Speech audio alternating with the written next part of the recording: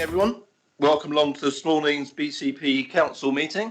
My name is Councillor Kelsey, and my job this morning is to chair this meeting. And I will firstly ask the Democratics officer to read out the housekeeping notice. Mr. Harry. Yes, thank you, Chairman, and good morning to all. Just some housekeeping. So please note this meeting of the Planning Committee is being recorded by the Council for live broadcast and will be published on the Council's website for a minimum of 6 months. Please could everyone present follow these ground rules. Only speak to when invited to by the Chairman. Please use the microphones on your desk when speaking and remember to turn them off when you're finished. If you're accessing via Microsoft Teams, please turn on your video function when invited to speak. Again, if you're accessing via Microsoft Teams and would like to speak on an item, please do so by using the raise your hand feature in the bar at the top of the Teams window. And when voting on a move, the Chairman will call out each committee member's name in a roll call style and will ask the member to respond with a vote for, against or abstain. For those in the room, if the fire alarm sounds, please exit the building by way of the nearest available signed fire exit route and make your way to the ground floor of the multi-storey car park. Finally, please ensure that background noise is kept to a minimum and mobile phones and other devices are turned off or switched to silent for the duration of the meeting. And please note that this does include members' laptops, which means you need to turn off your laptop cameras and microphones and turn the volume all the way down to ensure there is no disruption or feedback during the meeting. Thank you. Thank you, Mr. Howard. I will now ask each person participating in this meeting to state their names and introduce themselves. As I say, my name is Councillor David Kelsey and I'm the Chairman. Councillor Steve Barron. Thank you, Chairman. Councillor Steve Barron, Parkstone Ward Councillor. Councillor Stephen Bartlett. Good morning, Chair. Councillor Steve Bartlett, representing Redevelopment Northbourne Ward. Councillor Simon Bull. Morning, Chair. Councillor Simon Bull, Winton East Ward. Councillor Malcolm Davies. Morning, Chairman. Councillor Malcolm Davies, East Southbourne and Tacton. Councillor Brian Dion. Councillor Brian Dion, Penhill. Councillor Paul Hilliard. Paul Hilliard, Councillor for Muddyford, West Highcliffe and Stanpit. Councillor Bob Lawson. Bob Lawton, Councillor for West Southbourne. Councillor Marion Lepedevin. Marion Lepedevin, Councillor for Newtown and Heatherlands in the Old Borough of Poole. Councillor Tony O'Neill. Morning, Chairman. Councillor Tony O'Neill for Penhill Ward. Councillor Anne Stribley. Anne Stribley, Parkston Ward Councillor. And Councillor Tony Trent. Councillor Tony Trent, Alderney and Bourne Valley. We also have a selection of officers with us today, and I'm pleased to introduce Artemis Christophe for her first in-person appearing at the Planning Board. Welcome along, Artemis. Thank you for that. Hi, thank you, Chair. My name is Artemis Christophe. I'm Development Management Manager for BCP Council. Thank you. Mr. Hodges. Good morning, Chairman. David Hodges, Team Leader in Development Management. We have Mr. Tom Hubbard. Morning, Tom Hubbard, Senior Planning Officer. Mr. Steve Davies. I think he will be joining us as his application comes up, as will Greg Lester. Mr. Robert Firth. Morning, Chairman. Robert Firth, Senior Solicitor, BCP Council. I believe we have Lee Smith with us as well. Again, I think he will come in as and when he's required. Morning, Lee. No. James Larson. I think these two officers will be joining us as and when and if they are required to answer any questions throughout the morning. So other technical officers may be around. We have lots in the background working away to make sure that everything is working for us this morning. I'll now move on to the agenda items for this meeting. And first we have apologies. Do we have any apologies, please, Chris? Yes, thank you, Chairman. Apologies have been received today from Councillors George Farquhar, Peter Hall, Toby Johnson and Simon McCormack, which takes you on to substitute members, and Councillor Robert Lawson is substituting for Councillor Peter Hall. Thank you. Thank you, Chris, and welcome, Councillor Lawson. Declarations of interest. Do members have any declarations of interest on any of the items on the agenda today? Councillor Lawson. Just for transparency, Chairman, I was the portfolio holder when this item Hillbrow comes before the board. I was portfolio holder and part of the planning process at that time. Thank you very much, Councillor Lawton. And public issues. Please note that Part A of the new protocol for public speaking is being used for this meeting. This allows people to attend and speak in person if they wish to, but I have exercised discretion as chairman to allow people to attend and speak virtually on Teams if preferred. We'll move on now to schedule of planning applications. And the first application we have today is item 6A, which is 8 Merrick Park Crescent. And I would ask Mr. Hubbard if you would share your screen and present the application, please.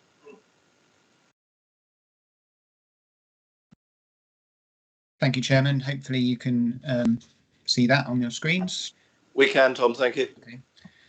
So this application relates to 8 Merrick Park Crescent in Bournemouth. The proposal is for the partial demolition of the existing building, alterations and a conversion to 5 flats, erection of 2 dwelling houses and a block of 5 flats with associated access car parking, bin and cycle stores. So this shows the location in the context of the BCP area. You can see it's in the Talbot Woods area of Bournemouth. It's within the Merrick Park and Talbot Woods conservation area. This part of Merrick Park Crescent sits between the main road, Wimborne Road, to the north and the railway line to the south. You can see the application site is quite a large site, bigger than sort of average in the area.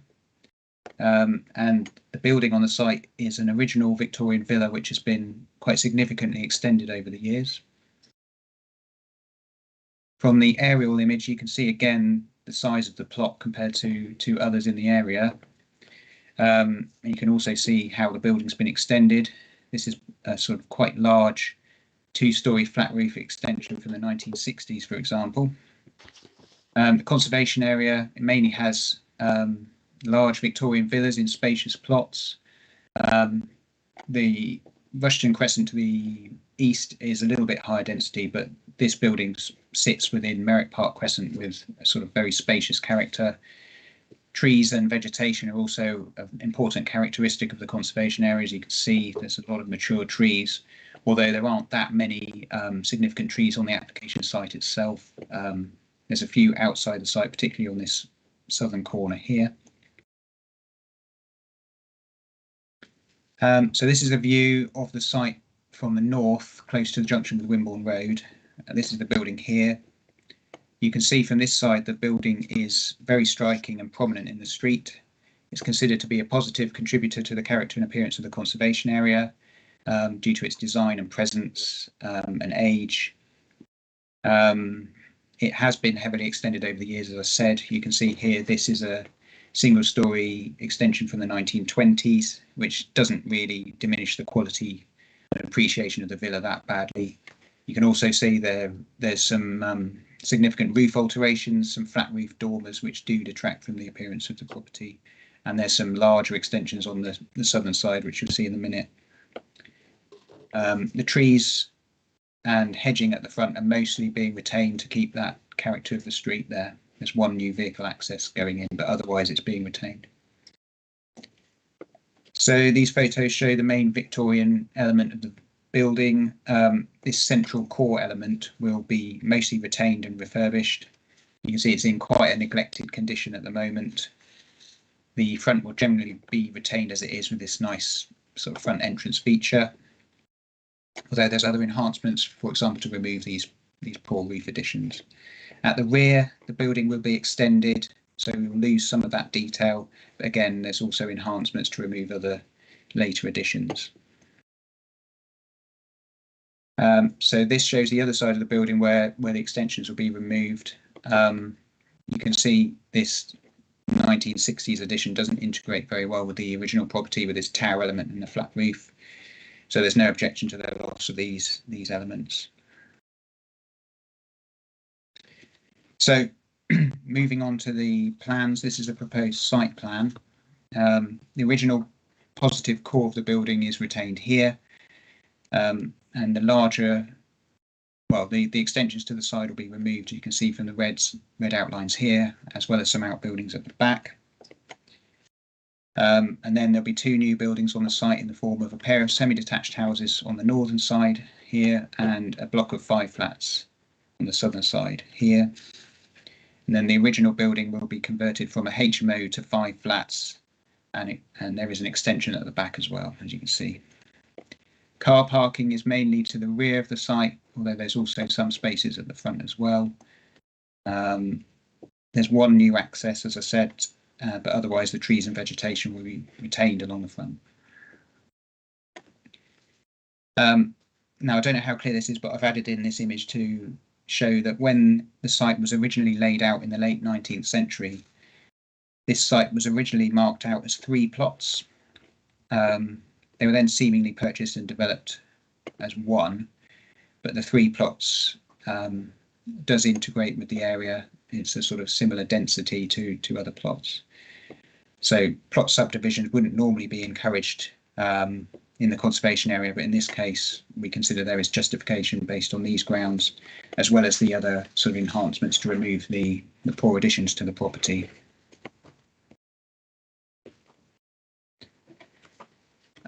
So this shows you the existing elevations. It probably isn't that clear, but it mainly highlights the jumbled mess of different extensions and additions that exist at the moment. For example, this is the 1960s flat roof extension.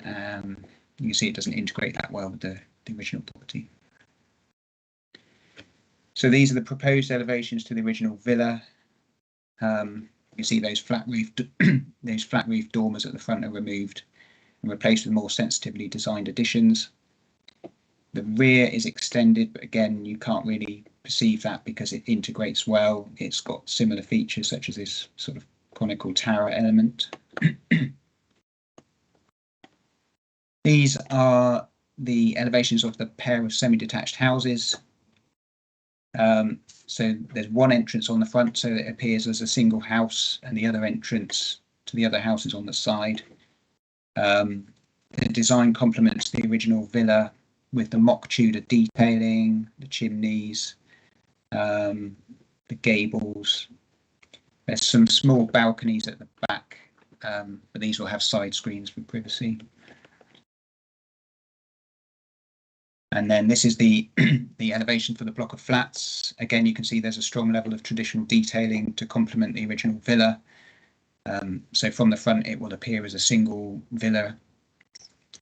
The conservation officer is happy with the design and level of detailing shown. It's a good quality scheme.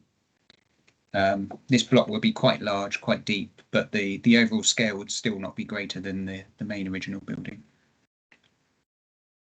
The street scene shows there's good spacing between the properties.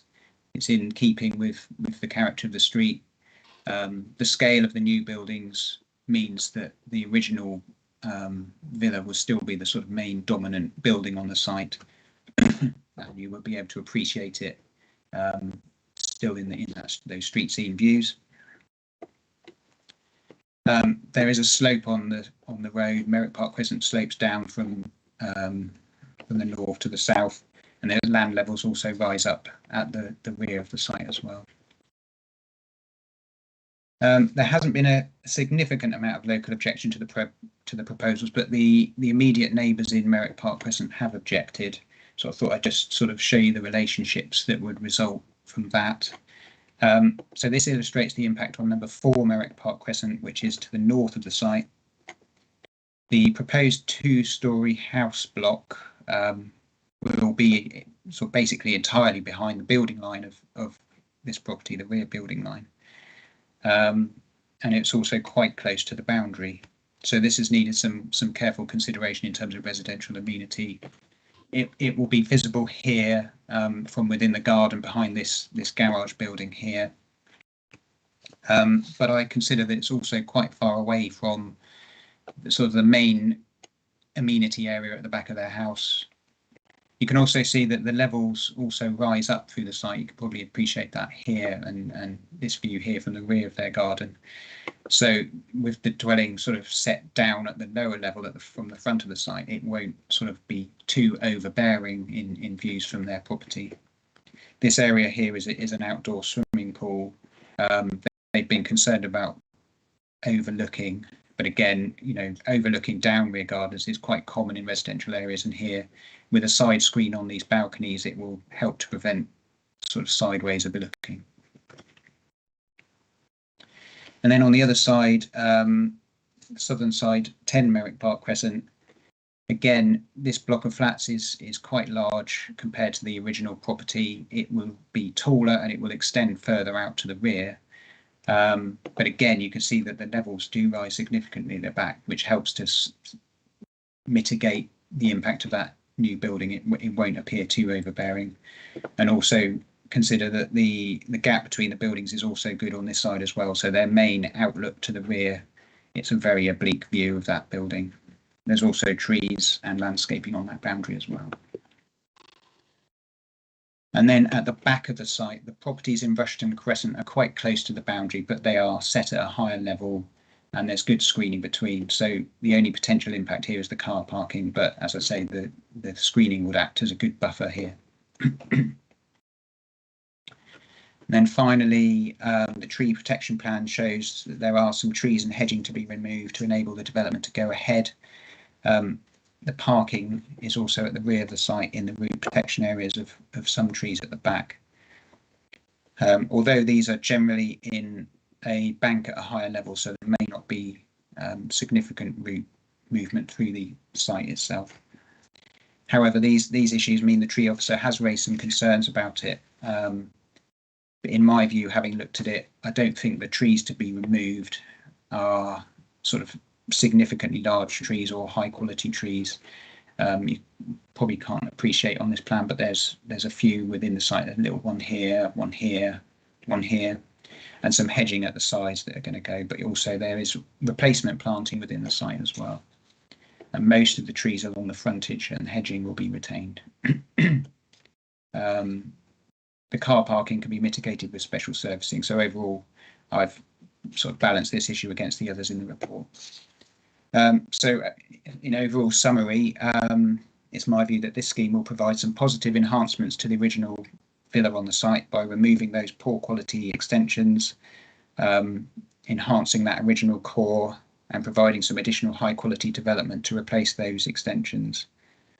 The new buildings will be quite close to the boundary with neighbouring properties, but overall the impact is not materially harmful and the tree issues can be adequately mitigated. The proposals provide sufficient car parking to serve the development. We've got cycle and bin storage in a basement tucked away as well. The living conditions of future occupants is acceptable. The flats are very generously sized. The Ecology survey picked up that there were some bats on site, but there is acceptable mitigation provided with the conditions proposed. So overall, I've recommended the application for approval. Thank you. Thank you, Mr. Hubbard. Mr. Howard. Yes, thank you, Chairman. First objection on this application is from Mrs. Dovey. So if you'd like to ready yourself, ready when you are. Thank you very much. Good morning, councillors, and thanks for giving me the opportunity to speak to you. I'm actually representing my parents who are on holiday at the moment, but who otherwise would have attended and spoken for themselves. They live at number 10 Merrick Park Crescent, photos which you have been shown by the officer, and that's the property immediately to the south of the site and one of the most impacted. They're objecting to the impact of the proposal on their property. They welcome the redevelopment of the site, but they feel that development would be excessively prominent from their rear garden area. And the key issue for them is the height and the depth of the building running adjacent and in close proximity to their boundary. I understand that my parents circulated some photographs to you yesterday, and I think that the officer has just put those up on the screen, and they show the comparisons between the site as existing and the effect as would be proposed if the development were to go ahead. These mock-ups have been professionally prepared and they reflect the measurements derived from the plans, and my parents believe that they demonstrate just how severe the impact would be. I think it's important at this point to do some comparisons in terms of the height and depth of the existing building close to their boundary and the proposed to get an idea of the increase in scale. So the existing building is 7.5 metres in height, and as you can see there is two-storey with a flat roof, and it projects approximately 4 metres beyond the main rear wall of number 10. By contrast, the proposed development with 3 levels of accommodation ranges between 9.5 and 11 metres in height at the rear, mean that the building is between 2 and 3.5 metres taller than the existing, depending on where you take the measurement. In addition to this increase in height, the development projects over 8 metres beyond their main rear wall, which we believe is an excessive depth to project to, and is 4 metres further than the existing. My parents feel that the substantial increase in the scale of development on their boundary would be obtrusive. We've had a look at the officer's report and the justification for accepting the proposal, and I'd just like to counter some of the arguments put forward. One of those being about the fact that the main increase in height derives from the hipped roof that slopes away from the boundary. This roof pitch is actually quite steep at nearly 60 degrees, and so we feel it does little to reduce the impact. There is also reference to the fact that the step back on the rearmost part of the development is there to reduce the impact, but we don't feel that this setback is sufficient to offset the imposing scale. You've seen from the photos that the officer showed that there is a change in levels in my parents' garden. However, the main garden area which they use is the patio that is immediately to the rear of the house that is set at a lower level. The higher part of the garden is actually rarely used due to the presence of a large number of TPO trees that cast shade over this part of the garden. This means that their main amenity area is set at a lower level and is therefore actually relatively small and confined. And from this lower level, the development would be overbearing and have a significant impact. We don't believe the higher garden levels reduce the visual impact of the development when sitting at this lower level.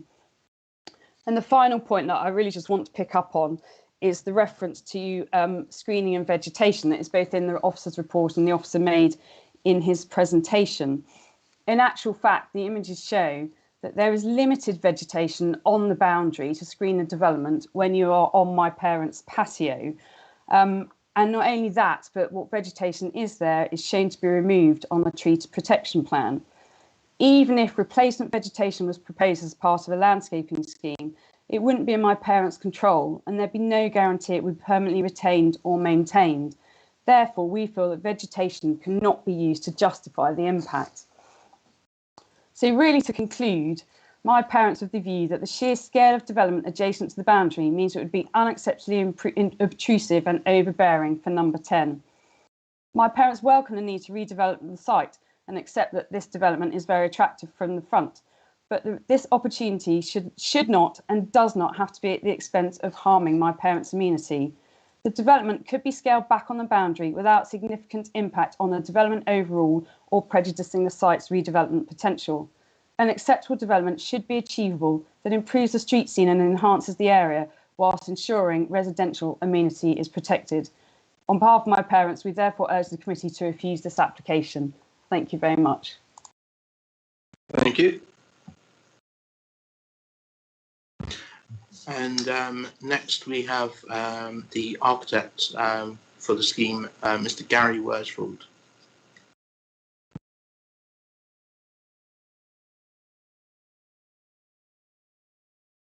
You're muted, we can't hear you. I am sorry.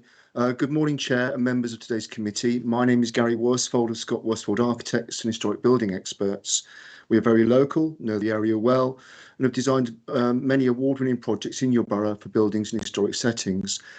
Just picking up a few points from the previous speaker, I note the models do not show proposed planting or architectural detail, which would vastly alter the graphic you saw. We would welcome the introduction of planting, and despite the comments, planting can be controlled by way of condition. Moving on, the application before you is fully supported by your senior planning officer, your conservation officer, and indeed the Bournemouth Civic Society themselves, an erudite body. All fully support and indeed commend all our efforts for the design before you today. The application before you has been over 3 years in the process of assessing, designing and discussing. You will have not seen the early designs or be aware that the design before you has evolved as every condition and relationship to the area and every neighbour has been thought about and considered. We've worked with your officers on every single aspect of the design and from the big decisions down to the minutest of detail. We have a very thorough officer's report, and you will also have received a written deputation by Kent Park Planning with some photos and details to assist and inform. All of the relationships of the built forms that we're inserting are exactly the same as those that are on every other plot, and the perception of which in every other building within the conservation area. Built form does sit alongside other built form. Built form can be seen from other built form. It's just the simple fact that this site is an anomaly and has existed as something of a gap with a plethora of vast and an extreme range of buildings, which we're now seeking to repair and resolve. This site, from your own civic records and when your authority planned the land, was set out and intended to be 3 plots as a part of the Merrick Park area. Our design is for 3 forms, set exactly as the original master plan, but to do this we must remove the mass and plethora of extension and growth that has occurred over 3 generations. A mass of every decade since the 1920s, morphing the site into the HMO which now exists. We have the historic core. This sits in the middle, but over the 3 years the building has been extended. Over the years the building has been extended and adapted on a massive scale. The extensions dwarf the historic core and extend across the street frontage to create a form which is in conflict with and at odds with all. It is a detractor and is only considered to make a positive contribution because of its Victorian core. The loss of the mass of additions and extensions would allow the very thing, the single part in the nucleus, to be seen, but most importantly restored and brought fully as a contributor and asset which it deserves to be.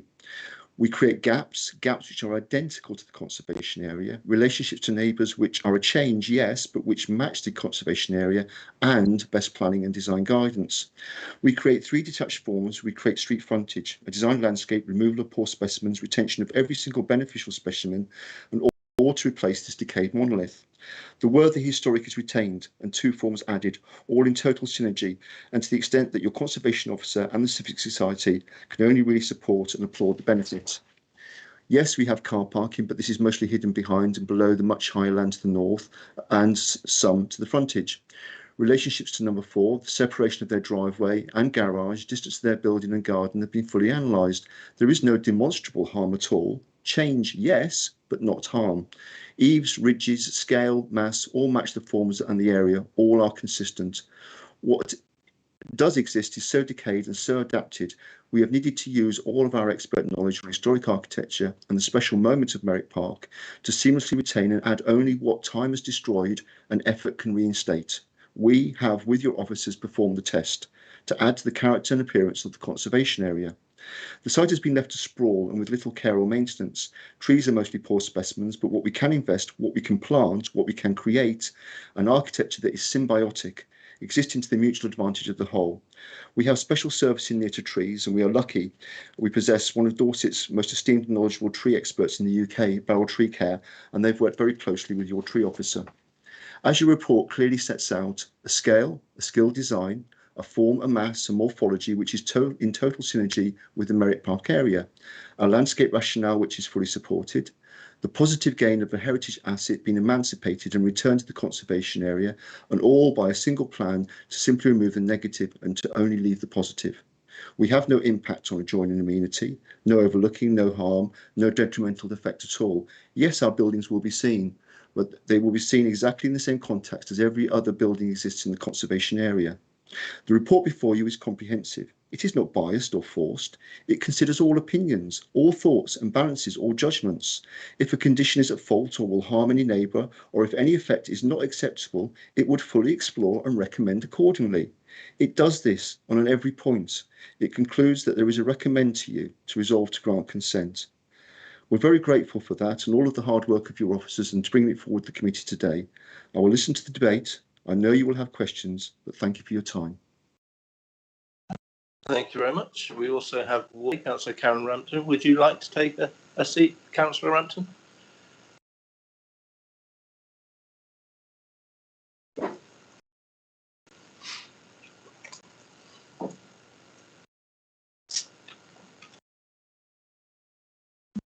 Thank you. Yes, thank you, Chair. Thank you, Committee, for allowing me to speak today as the Talbot and Branksome Woods, one of the Talbot and Branksome Woods ward councillors.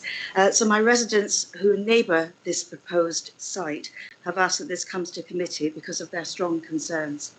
In summary, these are overlooking and over-dominance of their properties.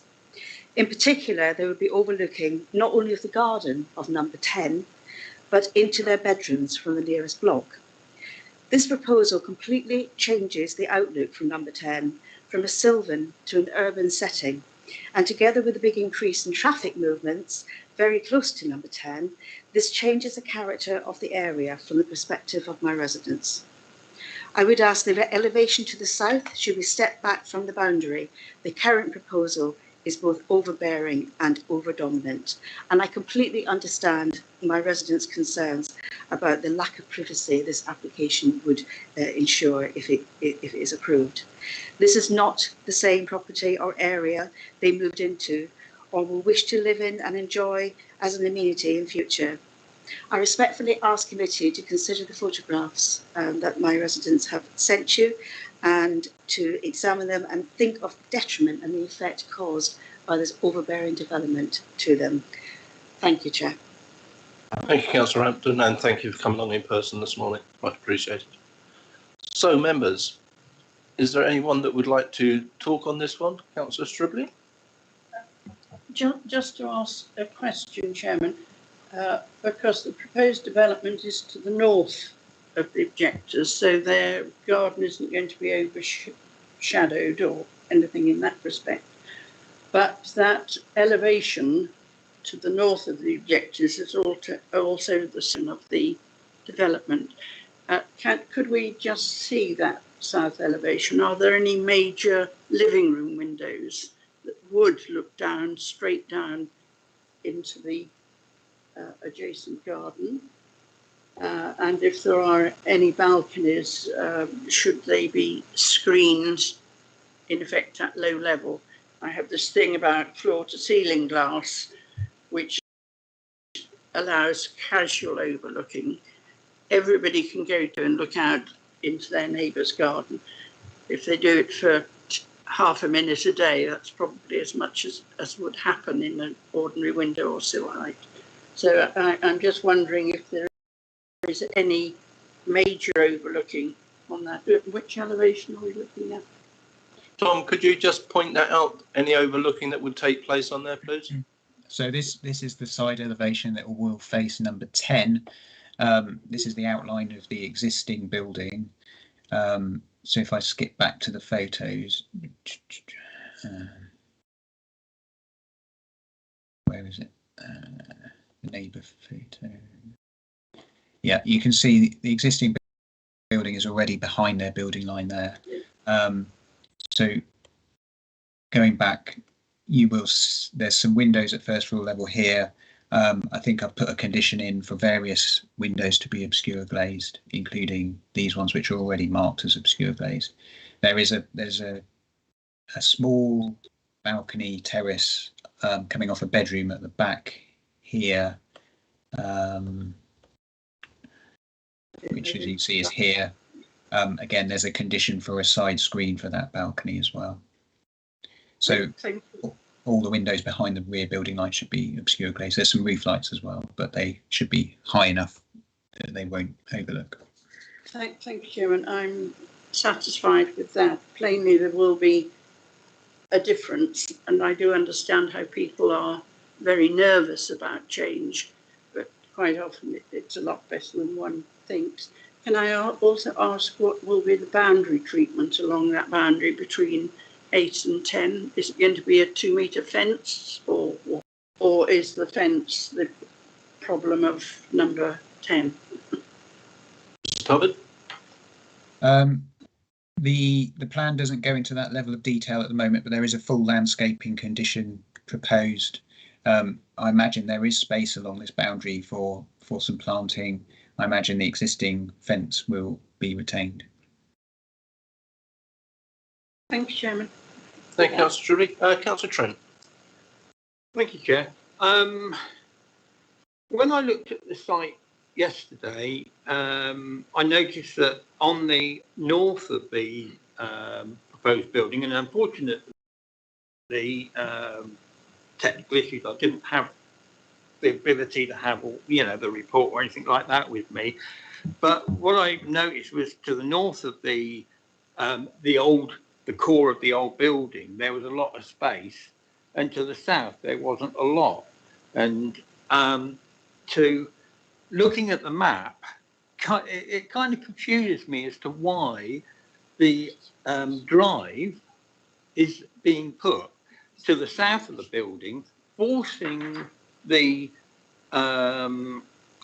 building closer to the boundary with number 10, rather than to the north of the building, because quite frankly, there was a lot of room to the north of the building. I'm hoping my north-south is right on this one, because you can't tell, but, based on the position of the railway line.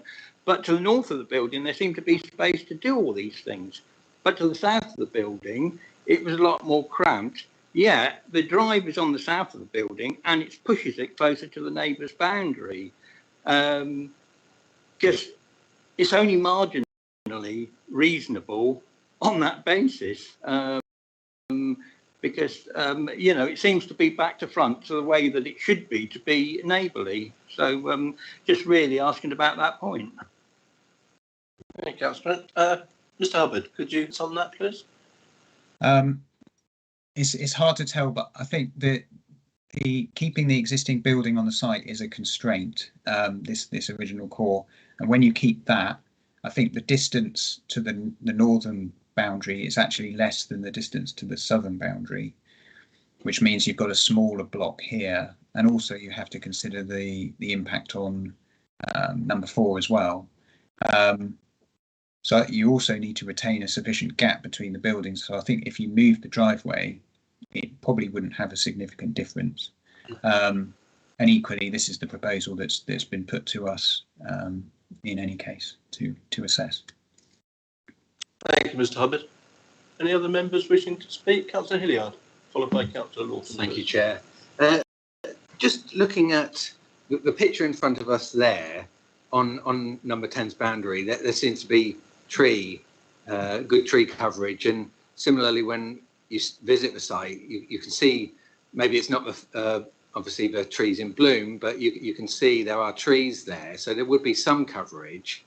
But obviously, looking at the number 10's photos, the nature of the trees, it's all high coverage rather than the trunk is got nothing on there. So it is close. It is an impact. Yeah, that's the one. Which obviously there will be a measure of overlooking, and similarly the other side, where it's low at the moment, and then there's low hedging. And again, if I had a swimming pool, I would be not in favour of someone being so near and 3 stories. So could you comment how you mitigate that, please? Mr. Hubbard? So yeah, in terms of this side, you're right. The main tree close to the boundary is at a higher level, but there is some boundary screening. Also, the levels are also important, because the proposed buildings will be set at the lower level of the street level, which means that when you come back into the site, they won't appear so overbearing. And again, if you look at the gap between the properties, you can see these rear windows of this property are the closest rear windows in the single-story bit here and the first floor level here. Normally, you would sort of look at a 45-degree angle, for example, to assess whether a building is going to be overbearing. In this case, it's probably reasonably close, but I don't think it intersects that 45-degree angle that way. And there's quite a good gap. So their main outlook from this property is more to the rear. It will be perceptible when they enter this rear garden area. It will be visible, but I don't think it would be damaging to their living conditions. Okay, thank you for that. And just one other point, obviously, the tree officer had put major concerns about the car parking at the rear. Now, I think the mitigation condition is something about like a mesh rather than digging down, but I think it's obviously, because of the nature of the condition, it's still going to be some digging going on there, which could ruin a lot of trees if not done carefully. So is it strong enough for condition, or I think the tree officer is saying, yes, stay well away from the roots. Thank you. Mr. Hubbard? Yeah, this is a sort of type of surfacing that has been elsewhere. We've conditioned it on other schemes. In this case, it will require quite a lot of this sort of cell web surfacing, but the trees which are along this boundary and outside the site, they are at a sort of slightly higher level with I believe there's some retaining walls in place as well. So overall, it was my view that we could mitigate that adequately. I think we do have a tree officer here if you do need to sort of get some advice from them. But it was my view that overall that could be mitigated. Thank you for that. If I could have a comment from the tree officer, please. Yeah, is the tree officer available, Mr. Hubbard, please? Just to clarify what you're saying, really. Good morning. Good morning. Yes, if you've heard the conversation, if you could just come back on a few points that have been raised, please. Of course. Yes, Patrick Clark, Landscape and Arboricultural Officer. Yes, I do have concerns about the amount of parking where you have a complete change on the rear of the site. All the parking is in root protection areas of mature trees of quality, protected by tree preservation order and conservation area.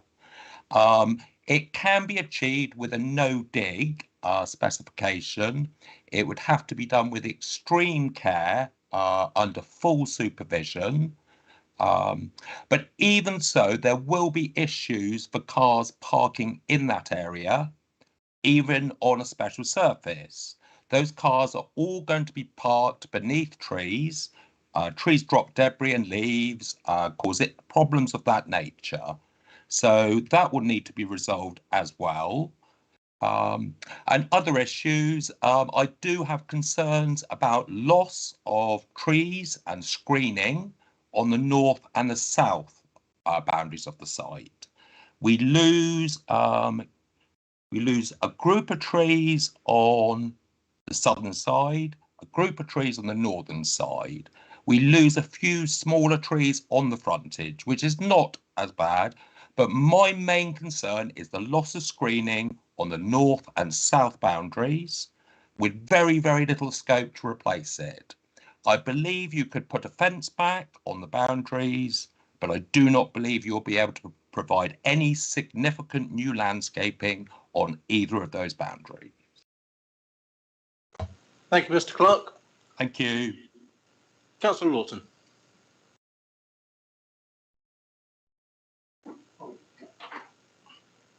Can I just ask Mr. Hubbard, I'm slightly concerned about the height and also the overlooking, therefore the intrusion of privacy on some of the people's back gardens. Can you just quickly reassure us that this intrusion on people's privacy, which they have now, will be maintained with either opaque glass, frosted glass or whatever? You did mention earlier that some of the petitions will be expand on that, please. Mr. Hubbard? Yes, certainly. Yes, I already explained about the windows facing number 10 here. You can see they will be obscure glazed and the balcony will have a side screen. So I don't think there'll be any overlooking to that side. If we go to the houses, this is the side elevation facing number 4. As I said, it's generally behind their building line, so the whole of this side will be visible. There's only one first floor window here. I can't remember the room, but it's probably a bathroom and it can be obscure glazed. And then there are 2 small terraces at the back again I've specified that they should have a side screen to prevent sideways overlooking. I mean, overlooking to the rear down people's gardens is very common in residential areas and generally accepted, but sideways overlooking, I think, will be prevented in this scheme. Can I just seek reassurance from the architect? Sorry, I can't remember your name. That those will be frosted glass or opaque glass or whatever it is to prevent that intrusion on privacy. Mr. Hubbard? Sorry, can you? Yeah, obviously we can't ask the architect. We're not in a position to be able to ask the architect. I'm sure Mr. Hubbard has made note of that. And the architect is listening, so he will have heard your concerns, Councillor Lawton.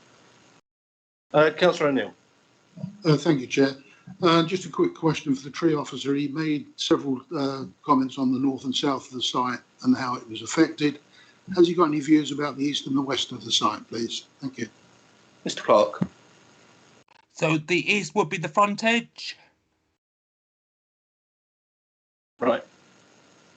Yes, they will be planting new trees on the frontage, so there is some mitigation proposed on the frontage. So there is reasonable mitigation for the frontage. We do lose a small part of a hedge and a couple of small trees. The frontage can be mitigated. There's no major tree loss at the rear. There is no trees really on that area where the parking is. All the trees are on adjoining land. So no tree loss, but there is the concern of all the new parking in that area. Thank you, Mr. Clark. Thank you, Chair. Yeah. Any further comments from members on this? Councillor Bartlett? Yeah, can I just ask Mr. Hubbard if he could just point out on the site plan where the swimming pool actually is? Yeah, it's this area here. It looks like a building on this plan, but it's this. Okay. I think this is the swimming pool. Thank you. Councillor Bull, did you wish to speak? Thank you, Chair. Indeed, yes. My main concern with this one, obviously, we're not finishing off the work that was started when they were first built. We are reimagining or it is being reimagined under today's circumstances. So we're not finishing off the work, if you like, that was initially done. It is a conservation area, and it does have a TPO across the area. So I'm trying to weigh up the mass and scale of the building to the right, the one adjacent to number 10. And I'm struggling with that. We're losing, when they were received, it would have been garden without all the parking which is going to impact on the TPO, on the trees in that area, and the massive scale of that building, which is going to impact on the residents of number 10 and their amenity value. That's kind of where I'm at. I'm not so worried about number 4, although, as the tree officer says, it's going to be very hard to do a boundary treatment that allows for landscaping that will mitigate that. So at the moment, I'm kind of erring towards or leaning towards voting against this application. Thank you. Thank you, Councillor Bull. Any further comments from board members? In which case, I'll make a couple myself. I know this area incredibly well. I run past this house virtually twice a day, going down to do my lap of the Merrick Park golf course. The 2 extensions that are on this property are absolutely ghastly. They've got to be the most ugliest 2 buildings in the world. The 2 bits either side. The central core of this building is beautiful and would be even better with the changes that will be made with this application.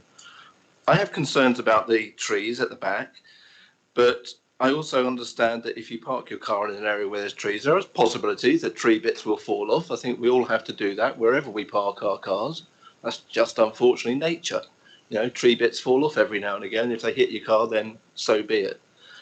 I would hope that the applicants are listening and that they have heard the concerns of people with regards to doing these root protection areas. I think that's really important that they do get that right.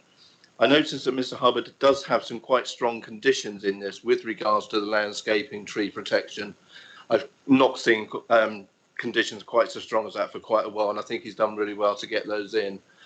I think we have to look at the benefits as well as the negatives of this scheme. We are replacing this with some nice new flats, a couple of new houses, which we all know this area desperate for houses, absolutely desperate for family houses. And to me, I think that pluses outweigh the negatives on this, and I will be happy to move the officer's recommendation to grant this one. I do think we have to look at the housing aspects on this as much as anything else. Thank you. That will be my move to move. Councillor Dion. Yeah, Chair, happy to second. Thank you, Councillor Dion. Would anyone like to speak to that? Councillor Barron. Thank you, Chairman. Yeah, I agree that the extensions and alterations to the original house are really, really horrible. It's really run down, need of major restoration. I appreciate the concerns over, tree debris at the back. And if it's approved, I can actually see them back putting carports up, in the end to stop that. I have sympathy for the neighbours and the overlooking, but they have got ample space, especially the property to the left, to plant their own espalier bleached limes or something like that to give themselves privacy, or Gristolinia hedge or something like that, and equally the neighbour to the right there. I noted in the report what the Bournemouth Civic Society said, and they said the Society have not seen a more worthwhile project than this for quite some time, and they went on to say they strongly recommend its acceptance. So I'm minded to approve this application. Chair, thank you. Thank you, Councillor Barron. Councillor Hilliard. Thank you, Chair. I agree. It's improvement on what's there at the moment because of the add-ons, but I think it's too bulky at either side for number 4 and number 10. So I will not be going with that approval. Thank you. Thank you, Councillor Hilliard. Any further comments before I move to the vote, ladies and gentlemen? No. In that case, I will call members' names in turn. If you could indicate for or against, please. Myself, I am for. Councillor Barron. For. Councillor Bartlett. For. Councillor Bull. For. Councillor Davies. For. Councillor Dion. For. Councillor Lepedevin. For. Councillor O'Neill. For. Councillor Stribley. For. Councillor Trent. For. And Councillor Lawton, please. For. Thank you very much. Sorry, Councillor Hilliard. Thanks. I'm against. Thank you. Yeah, I did get that. Sorry. Thank you very much. Do we have the numbers, please, Chris? Yes, thank you, Chairman.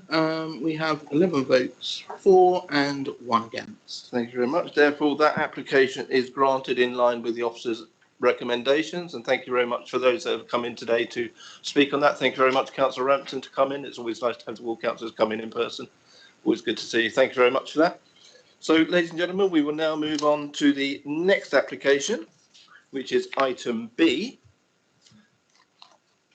And I would ask for the officers to come forward with that. And in this case, we are asking for Mr. David Hodges, please. This is land off of Hillborn School. Thank you, Chairman. Yes, I'll be presenting this application today on behalf of Emma McCready. Can I just check that you're now seeing the slideshow, please, Chairman? We are. Thank you, Mr. Hodges. Excellent. Thank you. Members may recall this site from July 2020 when the BCP Planning Committee dealt with the redevelopment of the new Hillborn Primary School on the site.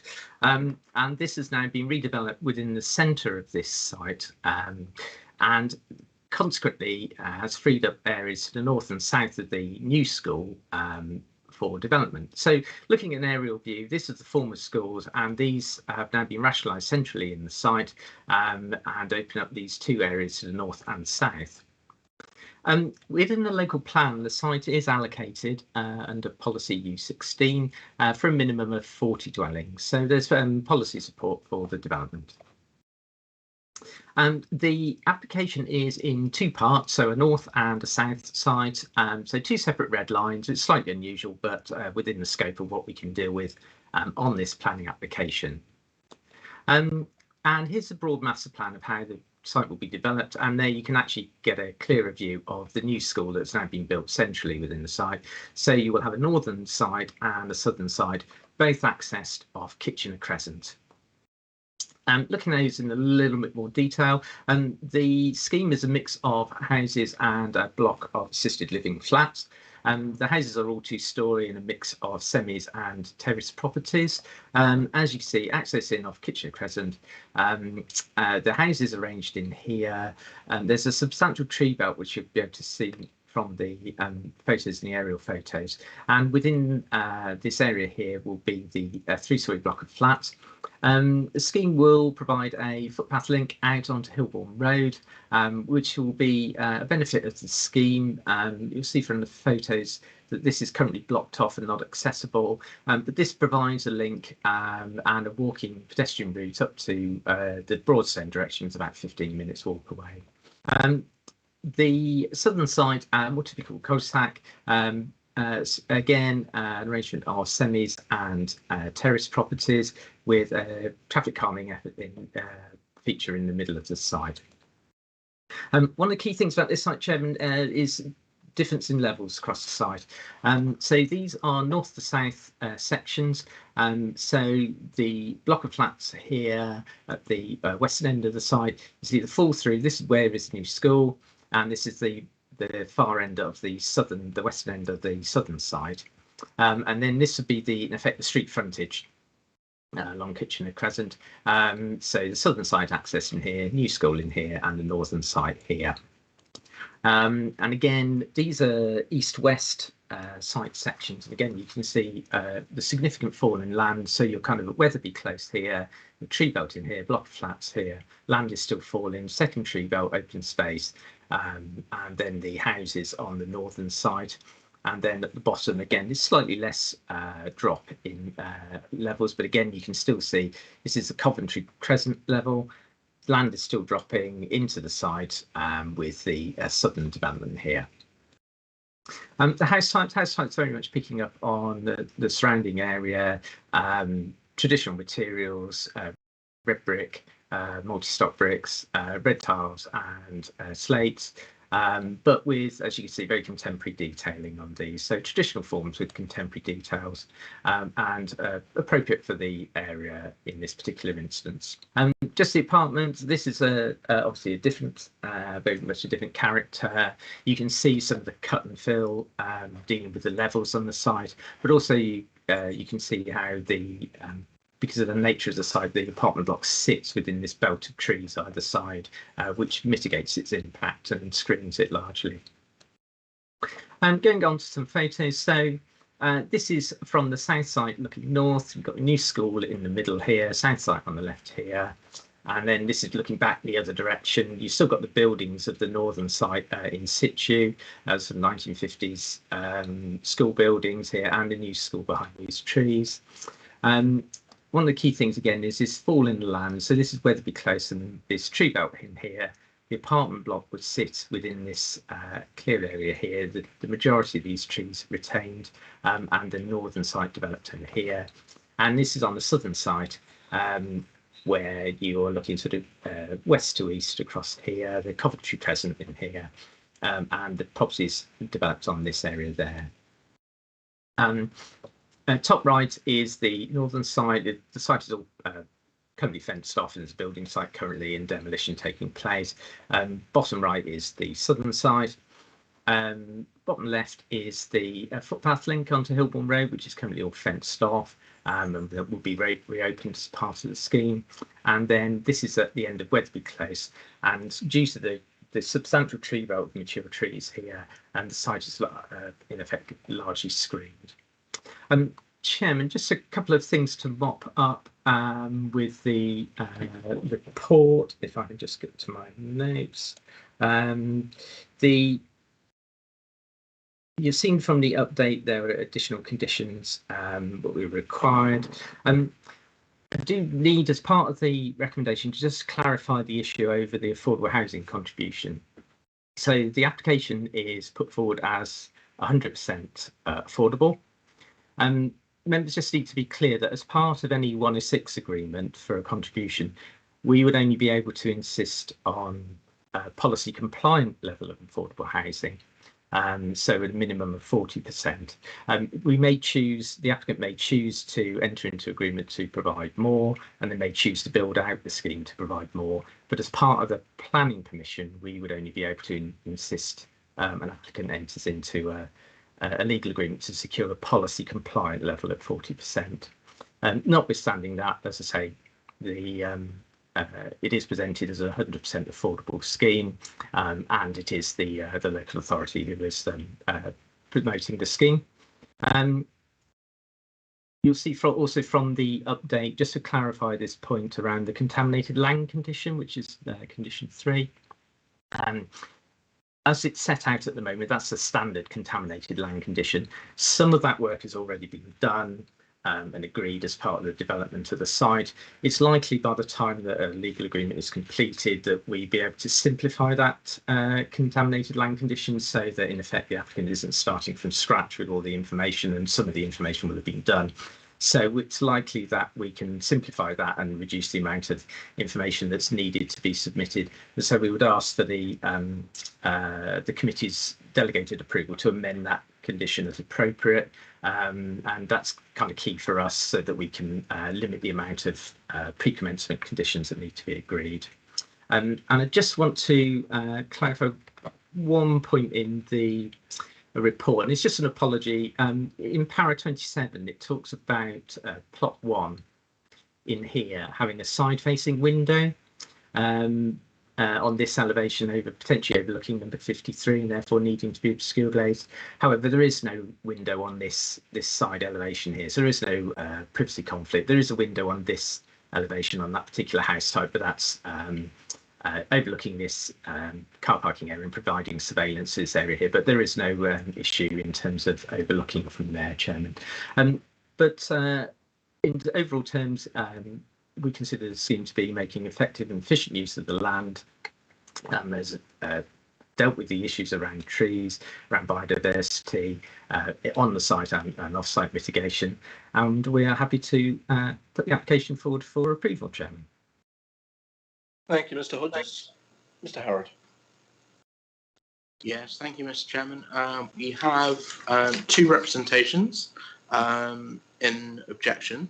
The first of which is from Mr. Richard Kay, and he writes, Mr. Chairman and Councillors, I object to the plans as currently drawn, specifically on APP 21007-4AF, proposed boundary treatment, where the boundary fencing between properties on Hillborn Road and the north side is shown as 1.8 metres high, previously closed bordered timber fences.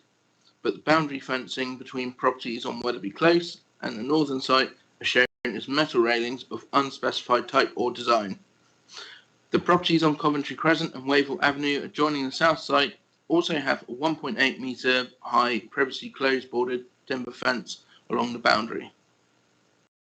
Even though the school field is currently private property, there have been multiple incursions from the school field onto my property, resulting in damage and theft or attempted theft.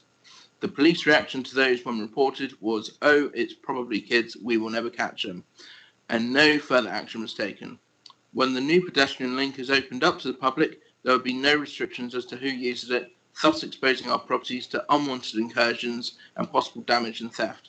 This is especially true of the most northwestern corner of the site, where the new link footpath continues out to Hillborn Road between houses numbered 43 and 45, where there is no indication of any security fencing of any kind.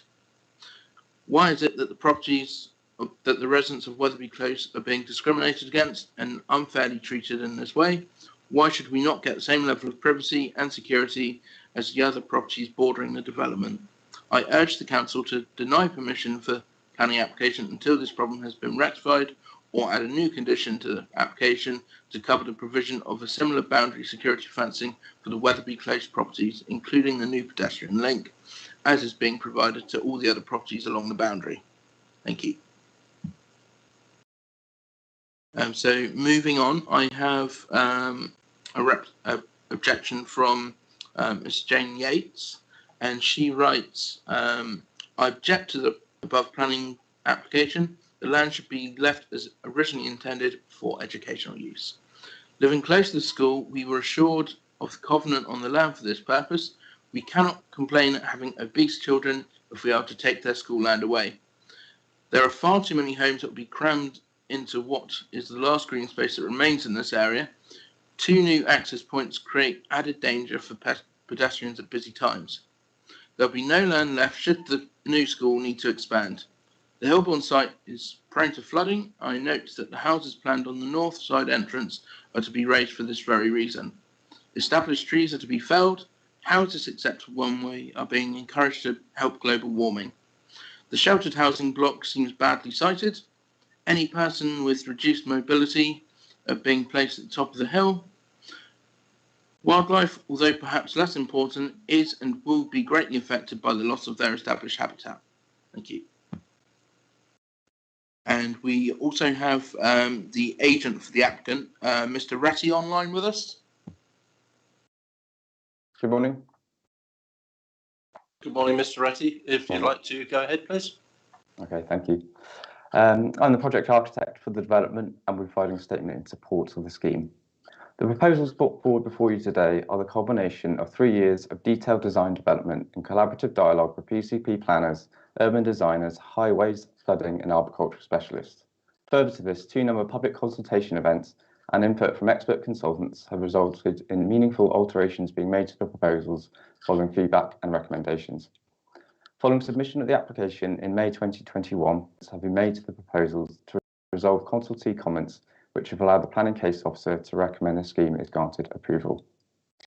In reference to the local plan, the site has been allocated for residential development in the pooled local plan and adopted in November 2018. The scheme therefore not only fulfills the long-term strategic goal for the site, but the proposal development also provides 100% affordable housing through a mix of affordable rent and shared ownership homes. The proposals will create sustainable and contemporary homes designed for residents of all ages and backgrounds. Further to this, the site layout, scale, massing and density has been thoughtfully designed to complement the existing neighbourhood of Hillborn. Key design principles.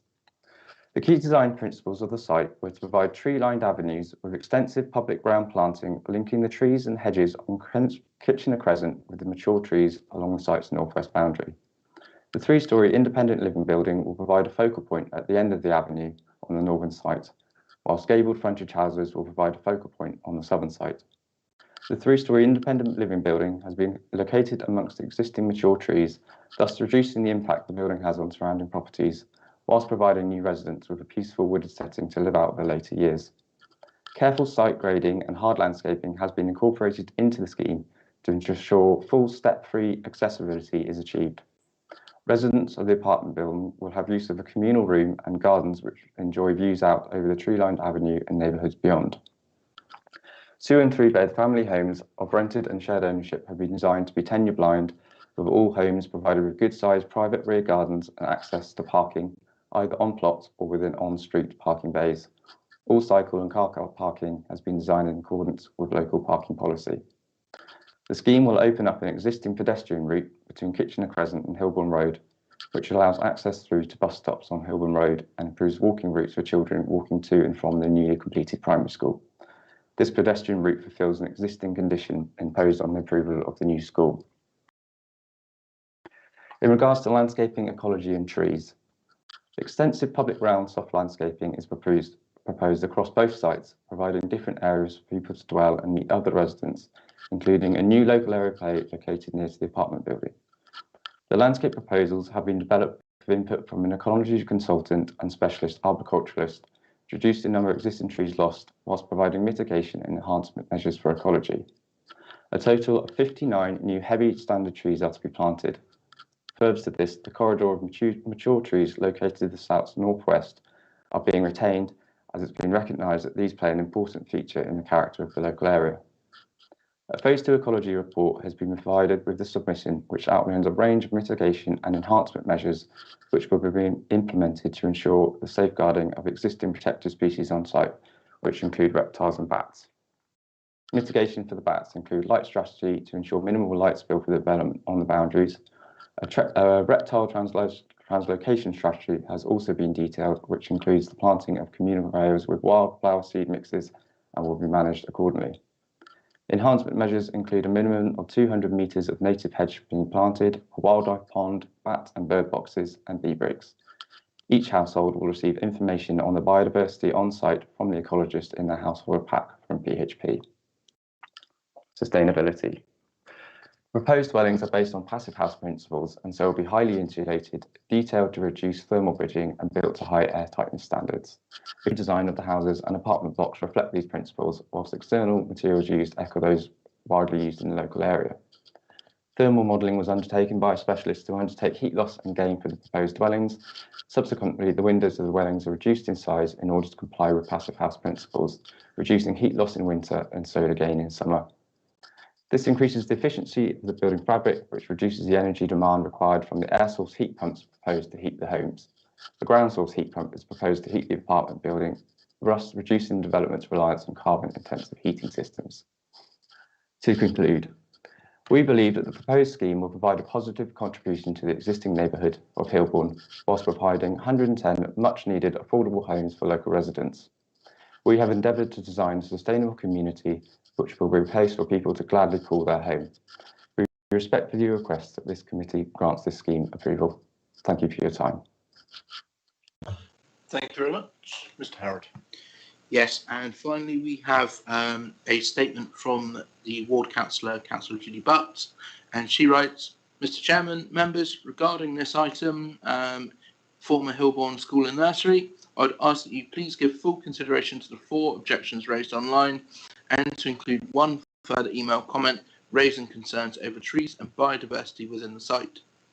I fully support the amendments stated in the planning updates addendum sheet in agenda item 5A through C regarding amended conditions 6, 9, 13 to 17 and 21 pertaining to the interest of highway safety, prevention of increased risk of flooding, the interest of the character and appearance of the area, the interest of visual amenity, and the interest of living conditions of existing and proposed occupiers. I've been advised by my residents in Coventry Crescent that of their sincere wish for the retention of trees G23 on the western boundary. These trees through Category C, although Category C trees could be retained as they impose no constraints on development. These particular group of trees have provided substantial screening for the properties in Coventry Crescent over many years. In theory, this could cause some overshadowing of the new build gardens at specific times of day and year.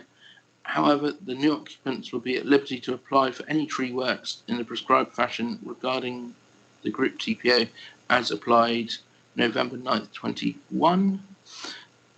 It is stated in the report that there is a level change and that the site is demonstrably lower from the extent boundary, which will mean that the new development will have a reduced visual impact, being at a lower perspective for the residents in Coventry Crescent, but conversely, the new occupants may feel an over-dominance increased visual impact and the tree screen will mitigate this impact. Mr. Chairman, members, I'm grateful for your kind consideration of my submission on behalf of my residents. Thank you very much. Thank you, Mr. Harrod. Okay, members. Firstly, I'll just come back to Mr. Hodge. I'll come to you. Ms. Hodges, is there anything you'd like to come back on from what you've heard, please? No, thank you, Chairman, not at this stage. Thank you. Councillor Trent. Thank you, Chair. I've got 2 or 3 things. One of them has completely boggled my brain. It boggled my brain when I first read it. It boggled my brain when I read it again. And the officer explanation continues to boggle my brain. And that's about the affordable housing contribution. Because I read it through and I got the impression 100% affordable housing development has to pay a contribution towards affordable housing. That I don't understand. And perhaps a clarification, do they or don't they have to pay affordable housing contribution because they are affordable housing? That's one point. Another point is, and I note that the ward councillor has mentioned it, but there are, I think it's 2 protected trees fairly recently protected in Coventry Crescent that provide a visual break between Coventry Crescent and the development site, and I'm concerned that they are to be removed, especially if they've been recently assessed and they need to be protected. And I think the point made about them being the possibility that if they do cause any problems, and I think they would be to the west of the property, although you lose your sense of direction when you drive around the twisty little road sort of thing. You know, they would appear to be west of the new development. The other point is that I was on this committee when we decided on the school, and I thought part of the agreement for the school was that there was going to be some small facility to replace the youth club. And I think there's a youth club and a community centre that disappears in this, and there doesn't appear to be anything on the school site, which I expected to see on the school site, that provides that. And I wonder what has happened about that, because you've got quite a large area already of largely social housing. You've got a large new development of a similar nature, and there are going to be young people looking for activities and so on, and even if it ends up having to be run by volunteers, I think we still need a facility on site, whether it's part of the school site or whether it's part of the housing site. So I'd like to know a little bit more about that, but some clarification over affordable housing would be very helpful, and then you know, I may have a comment on what I hear. Thank you, Councillor Trent. I'm not sure that we can deal with the community aspect of that, because that's not actually part of this application. We're purely dealing with this application. But I think Mr. Hodges will have heard that, and he may be able to advise us of anything that came up in the previous application. But I'm quite happy to hear an explanation on the affordable housing one. Mr. Hodges, could you explain that in simple terms for everyone, please? Yes, thank you, Chairman. Yes, so the purpose of the legal agreement securing the affordable housing is to secure it in perpetuity, so that it remains as affordable housing into the future. Typically, an agreement would also include nomination rights as to who is allowed to occupy the properties, and that would typically be managed through our own housing section. So the provision is affordable housing on the site, not for an additional contribution elsewhere. So it's securing that affordable housing benefit into the future. So, Mr. Hodges, would I be right in saying that that means there'll be no right to buy for anyone, and that those houses would always have to be made at affordable rents? Yes, so the purpose is to try and secure that benefit long term through the planning agreement. So yes, the idea is that whichever form of affordable housing it comes through, and there are many types of affordable housing defined in the NPPF. So that includes social rent, low cost rent, shared ownership. All of those are legitimate forms of affordable housing, and the purpose of the legal agreement is to ensure that that benefit endures after the first person, after the second person, etc. So into the future, and we would retain control over that issue. So I hope that clarifies the affordable housing issue.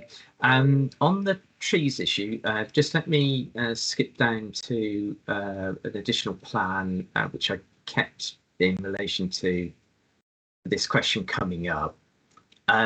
So I understand it, Councillor Trent's comments in relation to a group of oak trees in this location here.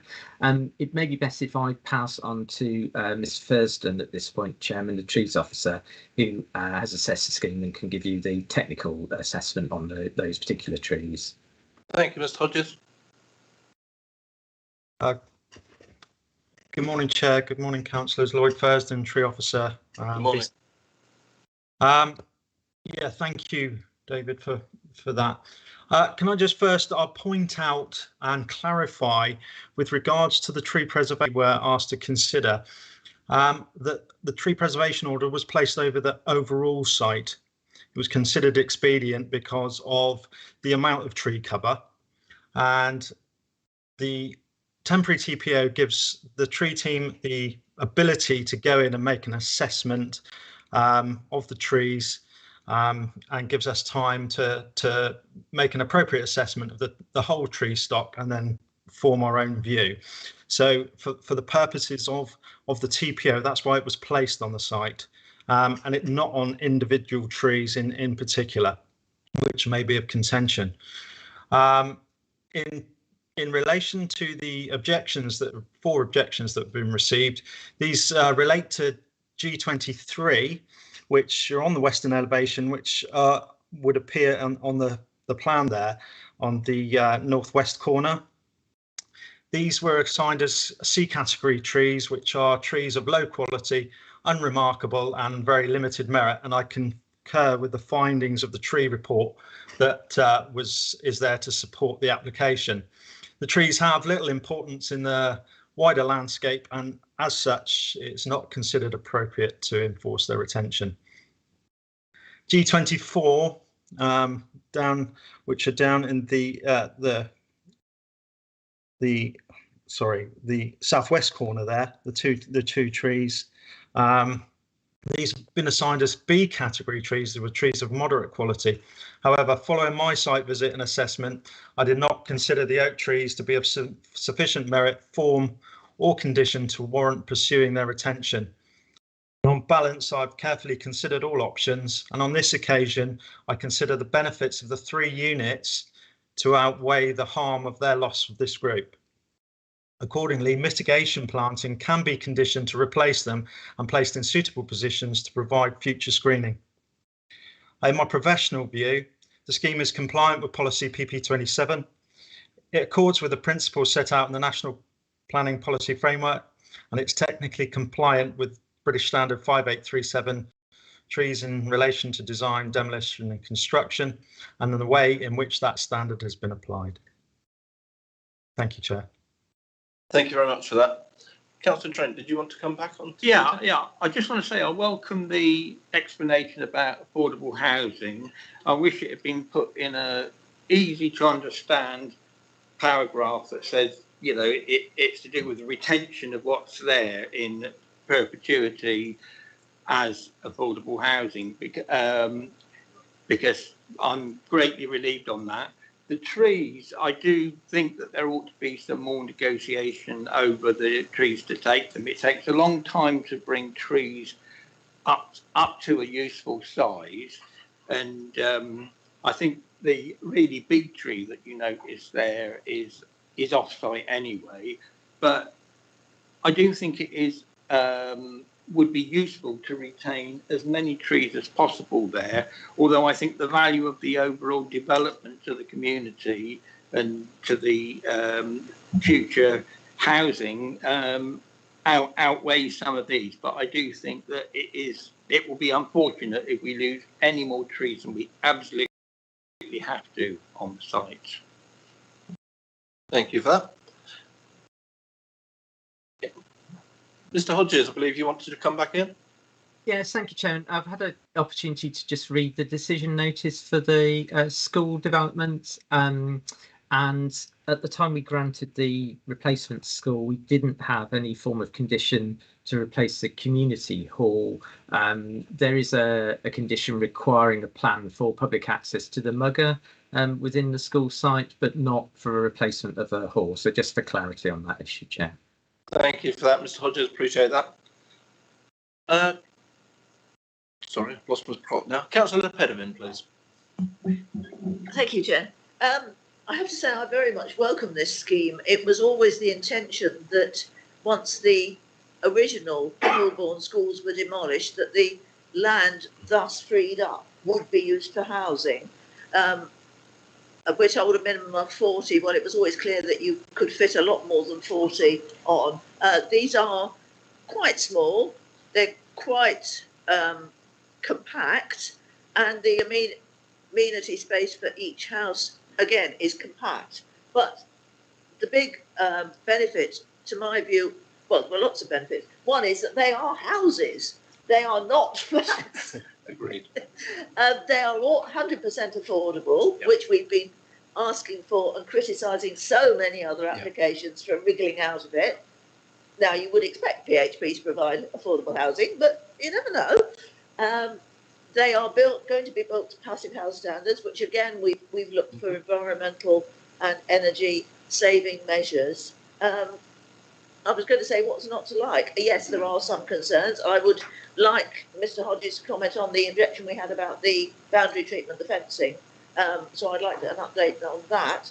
But I'm very much inclined to be quite early and move that we accept.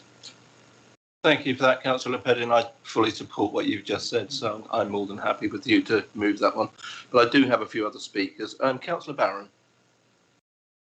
Thank you, Chairman. Yeah, as the tree officer mentioned, area orders are done for speed, so they'll put a blanket order on, and then they can assess the quality, in a sort of later down the road. I don't have any objections regarding the trees.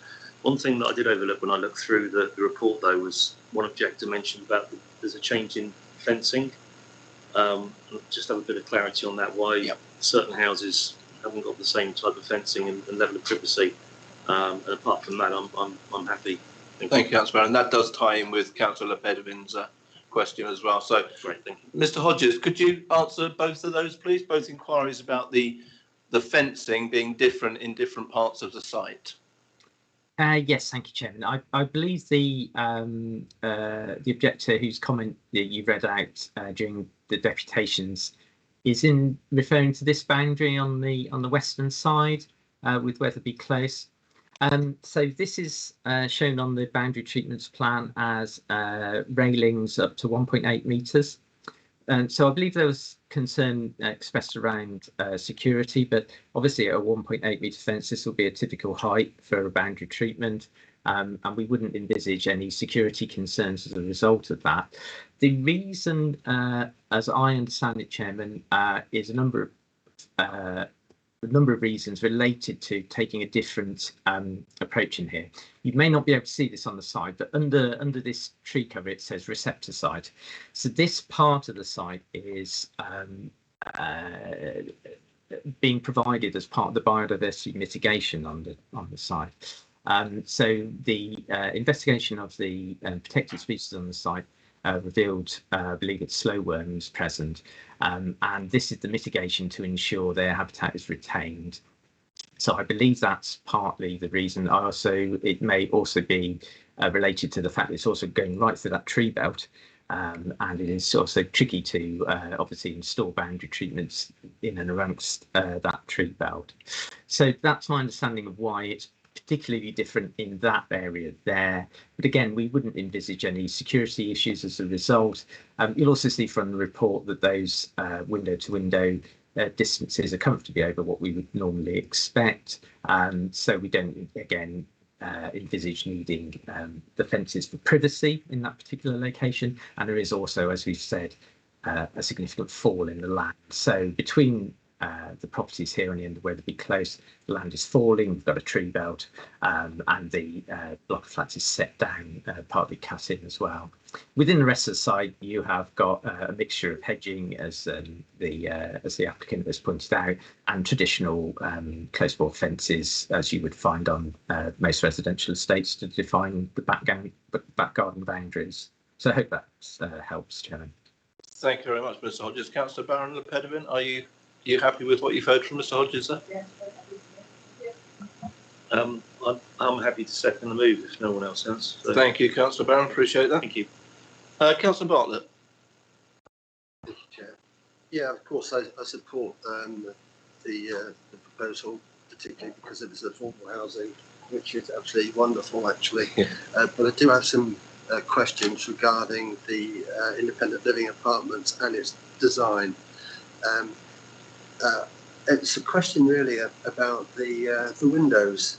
They appear to be on each level full height windows, which I do find slightly, if I'm right, it seems a bit odd for independent living type apartments, particularly as there is a public path that's sort of wandering through the grounds. Now, I do have to say that I understand, it appears to be a kind of utilitarian design, and that's obviously for economics. And it's probably a good idea that it is located in a plot where it's surrounded by trees, because that means you don't have to look at it too much. So I do actually think it's quite well located. But yeah, I don't like the design of it, and I'm particularly concerned about these full height windows. Another kind of minor thing, which is not really, I'm not sure it's a planning issue, is that most of the 1-bedroom units have got 2 single beds in. Now, and it's with fitted furniture, you know, like a little, which you know, I'm not sure if it comes like that or whether it's actually can be changed so they can have a double bed in each room, and why it's been shown, whether it's just schematically shown like that or whether it's going to be built-in units so there's no flexibility to change it.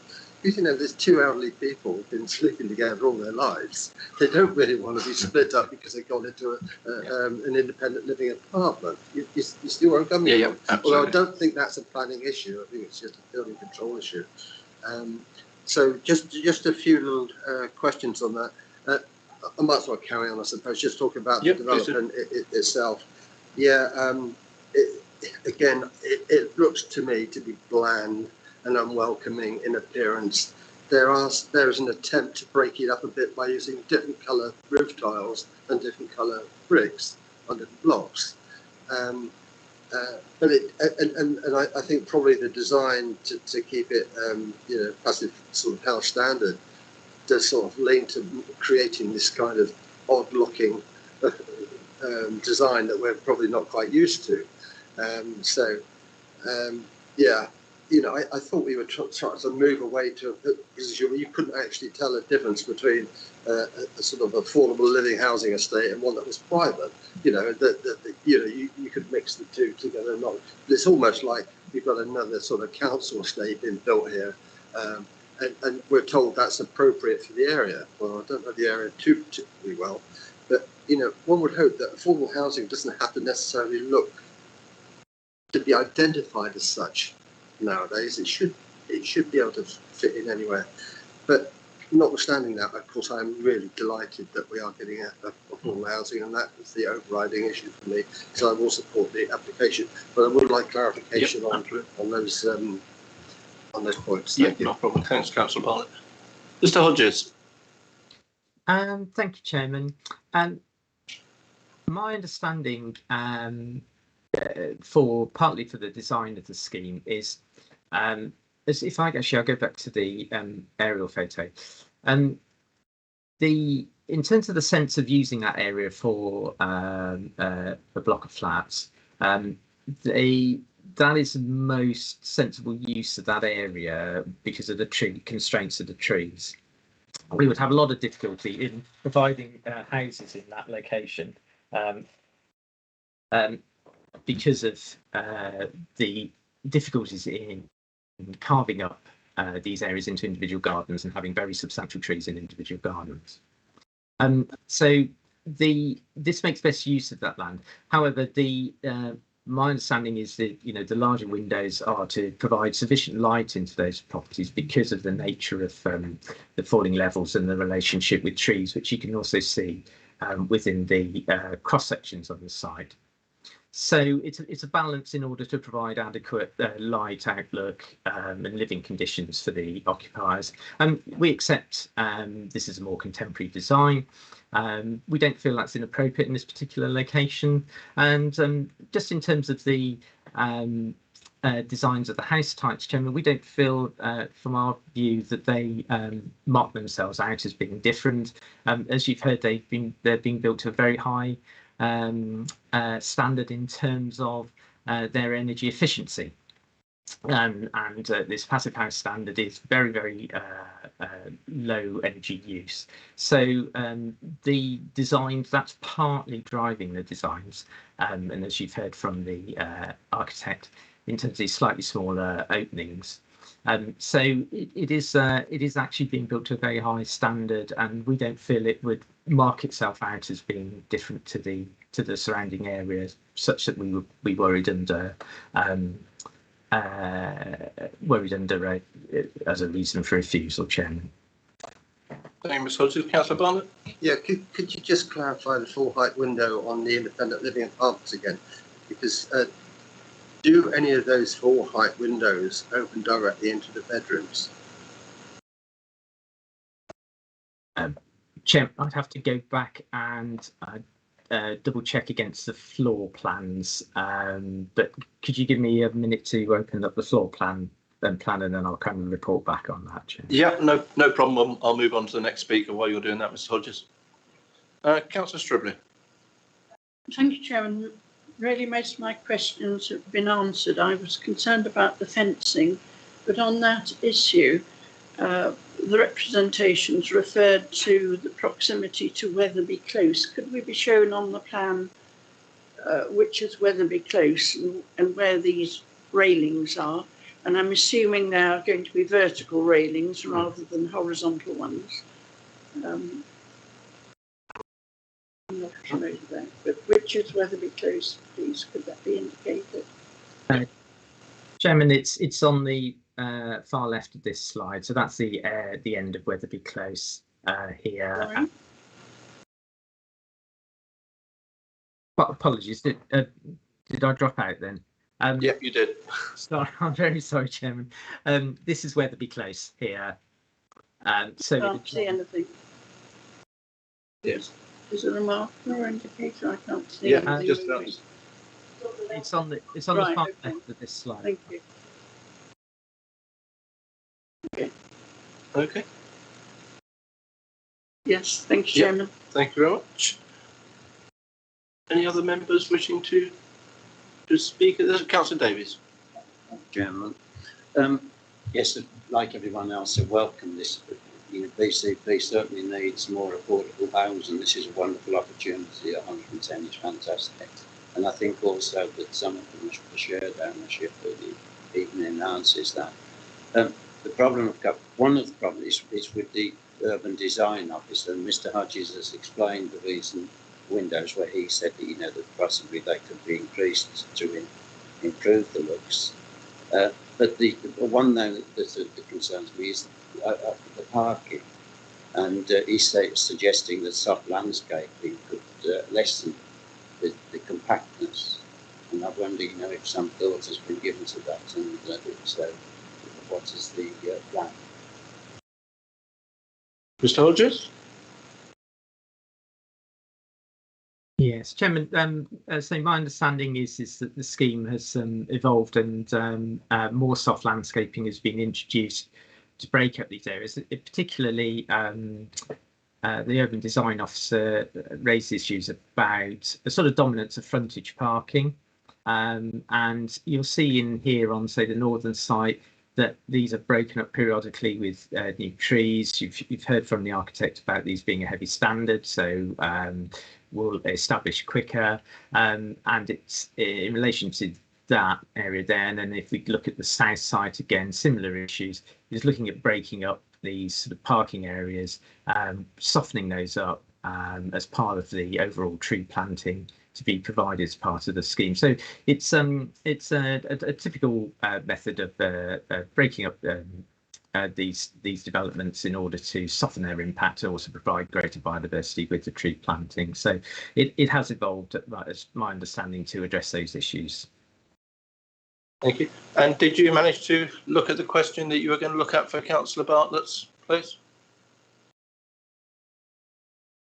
Yeah, apologies, I dropped myself on mute again. I'm just going to try and drag this floor plan across, which hopefully will make sense for members.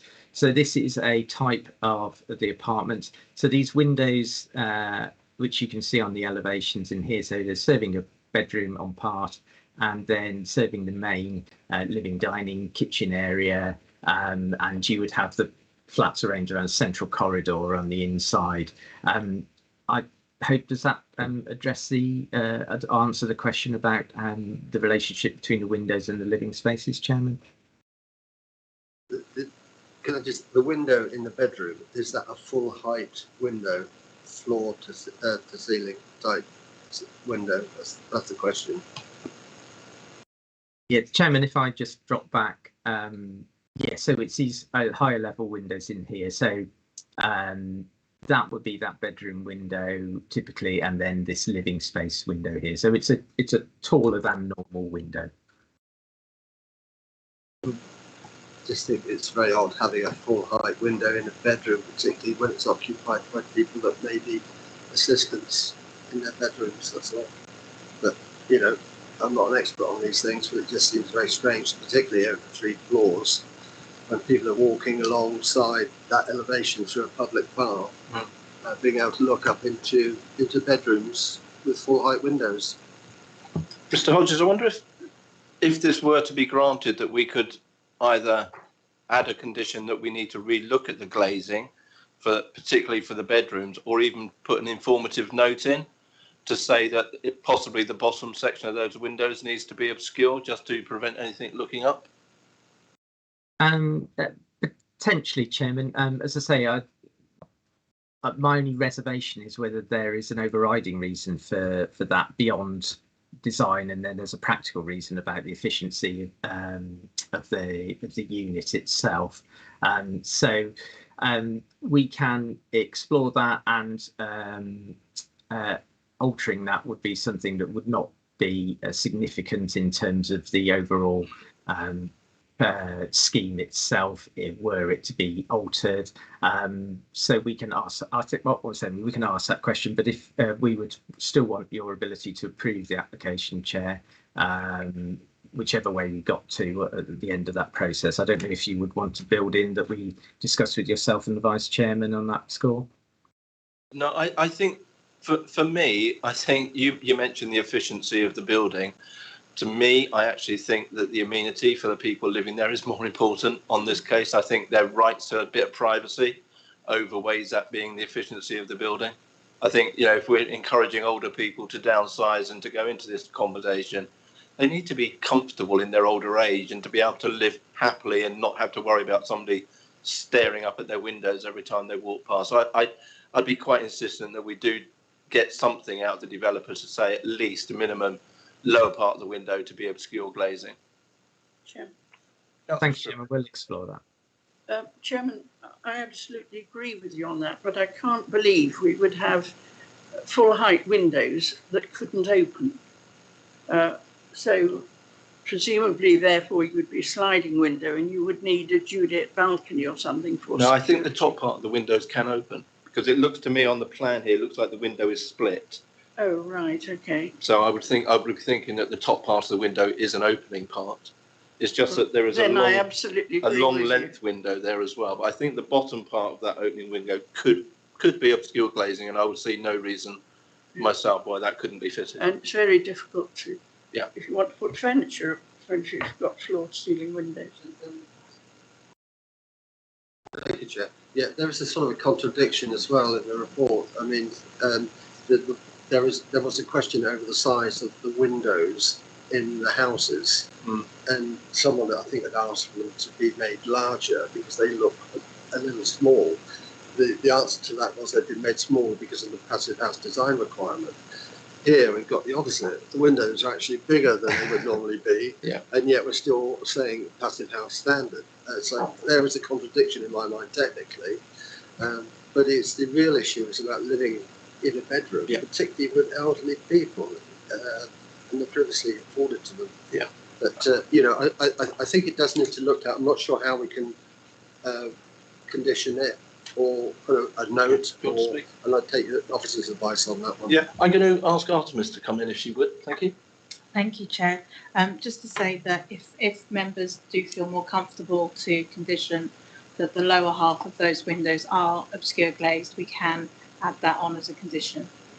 My view would be that to condition for it to be reviewed, because there may be very good technical reasons why they have been done, and we wouldn't want to hinder the development anyway. I think it needs to be looked at and questioned, and a formal, you know, sort of.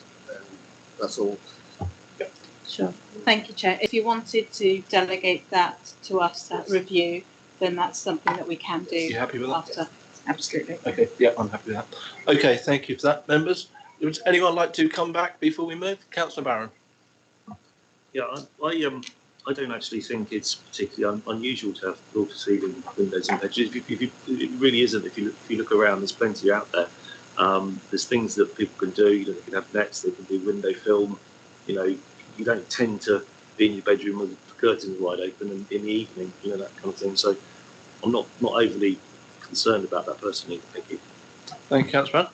Okay, members, if we're all happy, I personally think this is a great scheme.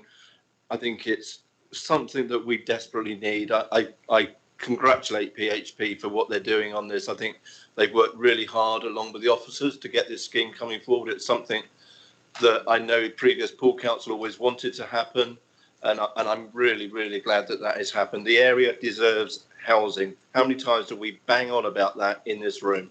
Every time it's where's the affordable housing? Where's the affordable housing? Now we've got a full scheme with full housing for affordable reasons, no matter what the scheme is. And I, for one, am so happy to see that today. It's really cool. Yeah, I think it's a brilliant scheme. I like the design of the scheme. It's going to be in keeping. And as Councillor Pedevin said, it's houses. Let's have more of this, please. When people are coming through with developments, we want more housing. So if all applicants can hear that loud and clear, that's what we want in this area. So I'm going to go to the vote now. The vote has been moved by Councillor Pedevin and seconded by Councillor Barron, and to include the review of the window situation, which we'll delegate to the planning officers to deal with on our behalf, if everyone's happy with that. So I myself am for this scheme. Councillor Barron. For. Councillor Bartlett. For. Councillor Bull. For. Councillor Davies. For. Councillor Dion. For. Councillor Pedevin. For. Councillor O'Neill. For. Councillor Stribley. For. Councillor Trent. For. Councillor Hilliard. For. And Councillor Lawton. For. That is unanimous, ladies and gentlemen. Thank you very much. Thank you for the applicant. Thank you, Councillor Rampton, for sitting and listening on that one. I know it's your area, so thank you for that. And thank you to the officers for presenting a great case. Thank you very much. So, members, we will move on and we will deal with item 6C, which is 27 Feversham Avenue, and this is being dealt with by Mr. Steve Davies. Good morning, Mr. Davies. Morning, Chairman. Thank you. Just load my PowerPoint presentation.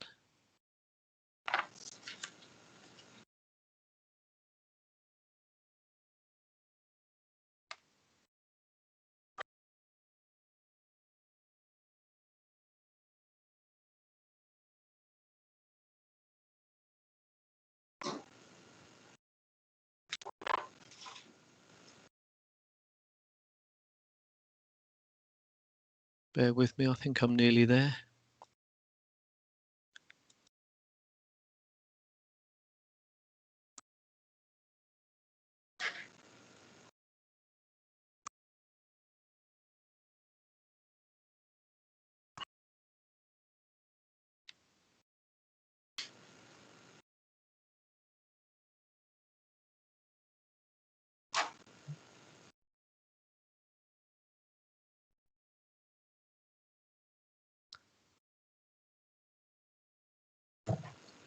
Thank you, Chairman. Can you see that?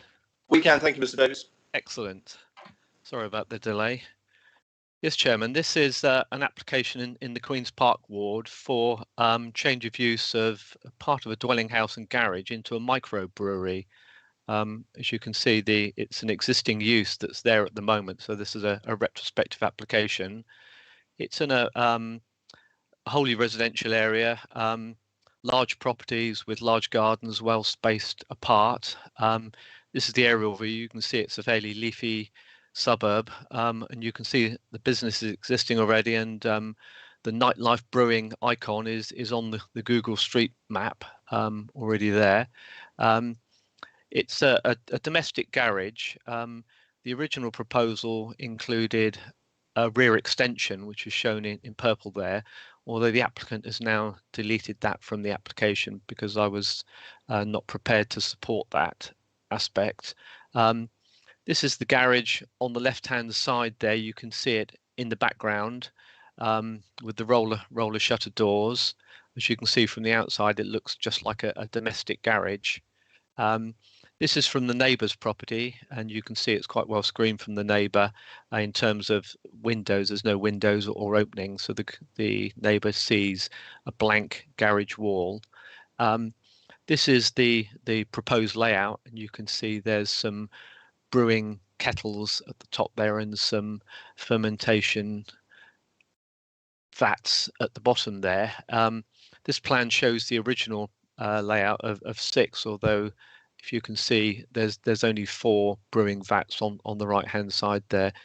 This is an internal view, and you can see on the left hand side in the distance there the brewing vat where they brew up the beer, and then it's transferred into the vats on the fermentation vats on the right hand side to brew. This is the view from the neighbour's garden, and you can see there are some lorries that often come to the premises. I'll speak about that later. And the applicant has some waste as a result of it. You can see he puts his waste in these 3 bins, which are quite well screened on the frontage. If I can sort of run through the issues, Chairman. The proposal is for a brewing operation in a domestic garage, and my first reaction to it was that this could well be a problem. Having a brewery in a residential area didn't seem to square with me. However, having been on the site, I can see that it is quite a small scale operation. And also the nature of the brewing operation means that it does take some time. I think it's a 6-week process for it to ferment. So it's not an intensive use, and there's not a high turnover of activity on the site. However, there are some concerns. Noise, smells, outside storage, and it becoming an off license with people visiting the site. However, the environmental health officer has been to the site, and it is quite small scale, and we consider that it's the sort of use that could be carried out subject to strict conditions to make sure that it doesn't become a nuisance to neighbours. The conditions that I've set out are that it should be ancillary, i.e. it should be operated by the householder only. It shouldn't be sublet to somebody else. That they come up with a scheme for fume extraction. Although there's not sort of strong smells coming out, there's a potential that there could be some odour, so we feel that should be contained in the site with some carbon filters. Also noise. At the moment it doesn't appear to be noisy, although if you're going to put some fume extraction in, that could be noisy, so we're putting a condition on to make sure that the noise level is within acceptable parameters. Also, we consider that there shouldn't be lots of rubbish in effect or bits associated with the operation stored outside, and we've put a condition on, although I would like to modify that, Chairman, having spoken to our solicitor. I'd like to modify that and just clarify that the condition should say now that apart from the 3 existing waste bins, there should be no raw materials, waste or other articles relating to the brewing operation stored or displayed on the driveway outside the garage or on any other outside areas within the curtilage of the premises. Also, Chairman, we feel that the use should remain as it is at the moment, i.e. a bespoke microbrewery, and we wouldn't want it changed into any other form of Class E use. And also we feel the hours of the operation should be restricted. Although it's a relatively quiet operation, if he was, in his garage late at night or all day Sunday, we feel that could be a nuisance if he had a radio going and so on. So we've put a condition on to restrict the hours of use to normal working hours. And also, Chairman, the applicant recognises that if the business grows and is successful, this is like an embryonic operation, and we're recommending a 5-year temporary consent, so that he does in the long term look for alternative premises. So, Chairman, with those conditions, we're supporting of it. We're obviously conscious that the neighbours object, and therefore there is an issue with the monitoring of the conditions. Just a couple of points also to update on my report, following on from Councillor Anderson's comments. He's referred to policy 5.2, which is small business. I pigeonholed it in policy 5.10, which is working from home, but both are equally relevant, and the criteria for both ensures that it's a type of operation that can be carried out within a residential area without detriment to amenity, and we feel the conditions deal with that. Chairman, I've got the environmental health officer present, and he's visited the site, and he can hopefully give you more information on the issues of noise and fumes and the conditions that we're recommending. But Chairman, with those conditions in place, we're happy to support the application. Thank you.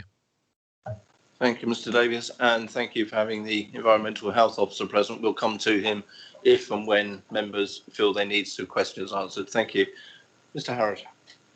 Yes, thank you, Chairman. First of all, I have two statements from objectors. They're effectively the neighbours either side of the site, and they've asked me to read their statements as one. So I will pretty much continue from one directly onto the other. So it starts off from Mr. Gary Malloy, and it reads, "Good morning, and thank you, councillors, for allowing me the opportunity to address you regarding this application. I apologise for not being able to attend this morning, as I'm in full-time employment, and for reasons that will become apparent, I felt it more appropriate to put my deputation in writing. Your officer report concludes that, subject to adherence to conditions, the retrospective application will not be sufficiently detrimental to the character of the area or residential amenity. National planning policy requires conditions imposed on a planning permission to meet all of the following 6 requirements: necessity, relevant to planning, relevant to the development to be permitted, enforceable, precise, and reasonable in all other aspects. It is my view that the conditions imposed on this retrospective application do not meet these tests. Specifically, they are not enforceable or precise. If conditions which are necessary to make this development acceptable cannot be imposed, then this retrospective application should not be granted permission.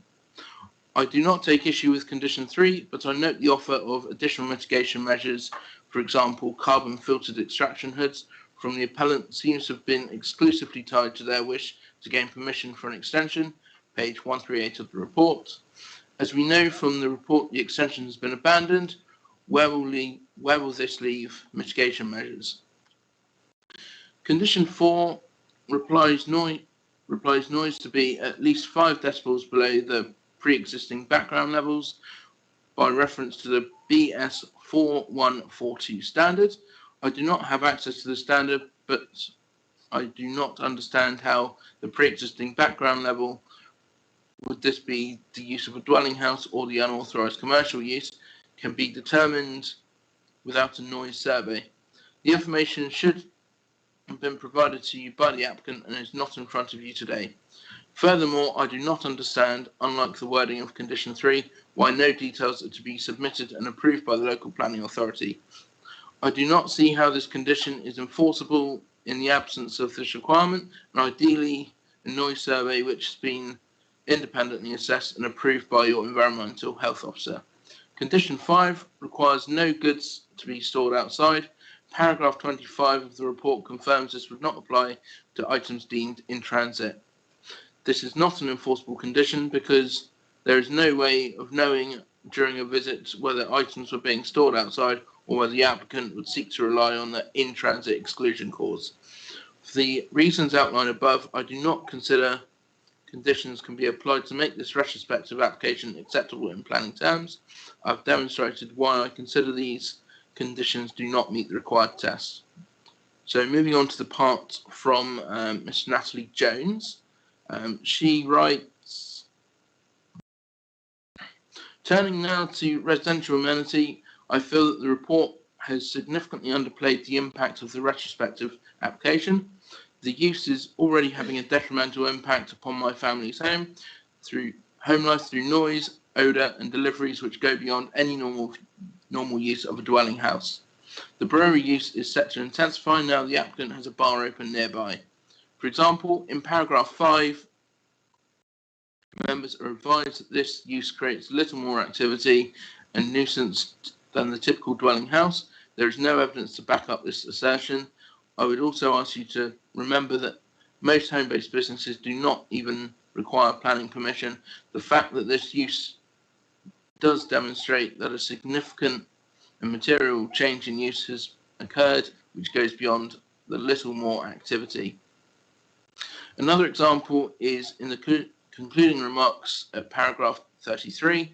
Here the report states that the use fails somewhere between that of a money-making hobby and falls between that of a small money-making hobby and a full-scale brewery. These are two opposite ends of the spectrum with very different consequent impacts on residential amenity. I do not understand how your officers can conclude this retrospective application is acceptable when they cannot pinpoint the scale of the business use itself. In light of that, how can they accurately assess the impact on residential amenity? I put it to you, bearing in mind that this brewery is used to supply the applicant's own bar, that this is a full-scale brewery, totally unsuited to a residential area. Can I also remind you that harm to residential amenity and creating a statutory nuisance are two separate issues which are subject to planning and environmental health legislation. It is perfectly possible for an activity to fall below the threshold of statutory nuisance, but still create unacceptable impacts upon residential amenity in planning policy terms. For the above reasons, I would seriously question the conclusions that can be drawn in the report, and I believe this development is already having a detrimental impact upon my and my neighbours' residential amenity to an unacceptable degree, contrary to planning 5.10 of the 2002 local plan, which clearly does not anticipate this kind of commercial use in a residential area. I believe that this has been an application for a proposed commercial use as a brewery. It would not have been granted permission. The applicant should not be rewarded for circumventing the proper planning process by applying for this development retrospectively. If you grant retrospective permission for this commercial development, what kind of message is that sending to others, particularly those who abide by the rules? I would respectfully request that you refuse retrospective permission. Thank you. Thank you. I also have a statement from the applicant, Mr. and Mrs. Knight, which I shall find momentarily, and they write, we would like to take this opportunity to assure the committee that we have never compromised any rules and conditions already in place by our premising licence, with no intentions to disrupt our neighbours. We've been brewing and growing a small business in the garage for the past 2 years, and as you can see, we have never had a complaint made against us, as we are considerate to our immediate neighbours and the rest of the local residents. We would also like to mention that we have had the brewery signed off by the local licensing officer and all emergency services prior to commencing. Please note that we have 24-hour CCTV at the property, which can provide video evidence of all comings and goings on at the premises, i.e. deliveries, collection of grain, which are available at request. After reading the information sent across to us, please can we ask the following. If our application is granted, please can we continue to keep the spent grain in the sealed bins on our drive when the farmer collects it? Please note that these are small sealed dustbins and sit below the fence line to minimise visual impact. Please find an attached photo. Any spare kegs will be concealed and out of sight for our neighbours and passing local residents. Moving forward, our bar relies on the beer that we brew to stay open as future business. Our future business model is to grow the business, meaning in the future we will need to relocate to the brewery to a commercial premises in order to provide for a larger clientele.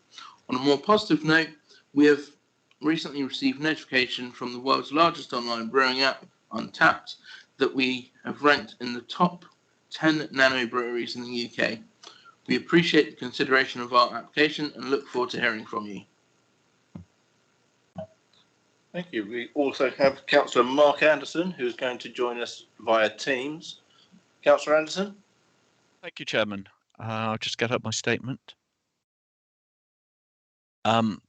Firstly, I would like to thank Mr. Davis for the support he has provided through this long planning application.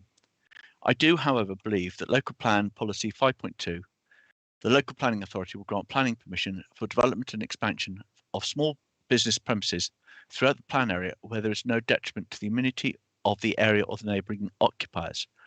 Should also apply in this case, and I believe that core strategy S38, minimising pollution, in order to protect the environment, quality, human health, safety and general amenity development, will be required to minimise potential pollution by way of noise, odour, light, effluent, vibration and any other waste materials. Mitigation measures will be required where pollution is unavoidable. Development that may be sensitive to existing or potential polluting sources will not be sited in the proximity to such sources, and potentially polluting development will not be sited near sensitive development. Needs to be considered regarding disposal and storage. I would also argue, as residents have already said, that the Local Plan Policy 5.10 has not been interpreted correctly. I would ask that you refuse planning permission based on the Local Plan Policy 5.2 for the following reasons, which I hope provide you with some of the concerns of the neighbours and the effect this is having on them. The length of time it has taken to apply for this retrospective planning permission, bearing in mind that the licensing was applied for in October 2020 after I pressurised on it, and I spoke to planning enforcement on this in April 2020, and the application was finally registered in August 2021. That prior to starting to operate a brewery, the applicant extended the garage and has left it unfinished on the neighbour's property, as you've seen in one of the photographs, including not completing the downpipe from the roof, so it now overflows into this resident's garden. I believe the information provided on the application is misleading and not precise. In paragraph 8, the design plans show 6 fermentation vessels, and I have an email from residents confirming that there are 6 fermenter vessels present, yet in the document he claims only to be using 4. If it is 6, it means the production will be 50% greater than the information provided, and the impact on neighbours will be similarly affected, and would mean a fermenter vessel needing to be emptied every week if the process is staggered. And where will the spent grain be stored in these 6 weeks? Currently, it's stored in the bins outside the garage, which I don't agree with. Impact issues in paragraph 10, CO2 emissions. The applicant claims that CO2 will be released. That zero CO2 will be released. As a chemical engineer, I can assure you that the panel that as a vessel becomes pressurized, the carbon dioxide in it reaches an equilibrium with the liquid and the vapour above. And when the vessel is open, there will be a venting of carbon dioxide as the pressure drops to equal the outside pressure, in a similar manner to what occurs when opening a carbonated drink. I also believe that the use of core strategy policy CS38, minimising pollution, has not been considered all aspects of waste disposal. I've asked the council's enforcement team about the waste duty of care, and when I asked, I was told that they are still waiting to see proof of the duty of care. There's nothing in the application that shows they've consulted Wessex Water regarding the discharge of industrial effluent into the drains. I do not consider that the local farmer turning up this tractor and carting away spent grain in his front bracket a suitable disposal route in a quiet residential area, and I have proof in the form of a photograph showing this. Condition 5 requires that nothing should be stored outside the premises, yet the neighbours complain repeatedly about the storing of more than 10 large beer containers, which have been leant against the side of the fence, and the weight having then broken this fence. Again, I have photographs of these containers being left on the side of the house and the damage that has been done to the fence. And this tends to be the norm rather than occasional use. As the applicant has stated, he is no longer putting the beer into cans for distribution in paragraph 28. The report therefore this paragraph should be ignored. However, what the applicant hasn't stated is the size of the beer containers he has replaced these with, which I've already mentioned are of the size and weight empty to damage the neighbour's fence. I would also argue that the size of the brewery, as mentioned in paragraph 33, is not a money-making hobby, but a full-scale brewery providing sufficient beer to support a pub, and as such, commercial operations should not be run from a residential area. In paragraph 11, The applicant claims the lorry will only stop outside their house and for no longer than 5 minutes. Yet I've been provided with evidence of gas canister collection and deliveries blocking neighbours' drives for periods of longer than 10 minutes. As you can see, I provided evidence of why these three policies are not being interpreted correctly, and I believe that this development is already having a detrimental impact upon the neighbours' residential amenity to an unacceptable degree, contrary to policy 5.10 of the 2002 local plan, which clearly does not anticipate this kind of commercial use in a residential area. To conclude, can I ask that you refuse this retrospective planning permission as inappropriate for this area and more suitable located at the applicant's barn? I would ask, if you do feel that you must grant permission, the following conditions are strengthened as follows. Condition 4, noise level. Add tests to be carried out by a council-approved independent company. Condition 5. This concerns me as it will be very difficult to enforce and is already being breached, and I wonder if officers will be able to review and strengthen this. Condition 6. Remove the final sentence as the applicant has already committed to this. And condition 7. Residents have asked if the Saturday operation can close at 1300 hours instead of the same as the rest of the week. Thank you, Chairman. Thank you, Councillor Anderson. Mr. Davies, is there anything that you would like to come back on at this moment in time? I think there's been quite a lot of discussion about the conditions, and as you can see, I've already hopefully strengthened the condition about external storage, and also one of the noise level condition suggests that it should be done by a separate independent person, but of course our own environmental health officer will be checking that, and obviously it'll be done by an acoustic professional. With regard to the conditions, I have been discussing those with our own solicitor, and I think that they although we've used our standard conditions, there is perhaps scope to look at the fine tuning of them, and if members feel that they're supportive of the application and the main thrust of the conditions, I'm happy to go away and sort of fine tune those conditions so that they are watertight. Thank you for that, Mr. Davies. Over to members. Councillor Anne Stribley first, followed by Councillor Tony O'Neill, please. Thank you, Chairman. Whilst I don't have an issue with somebody starting up a small business in their garage and seeing how it goes, they've been doing this for more than 2 years, so plainly they know it's successful. And I'm minded to strongly sympathise with the neighbours and their concerns on this one.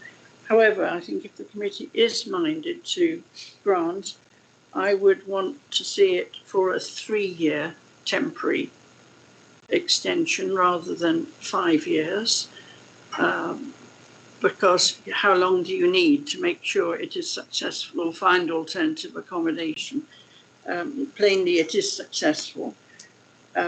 When I visited, and I noticed all the black bins against the fence waiting to go out.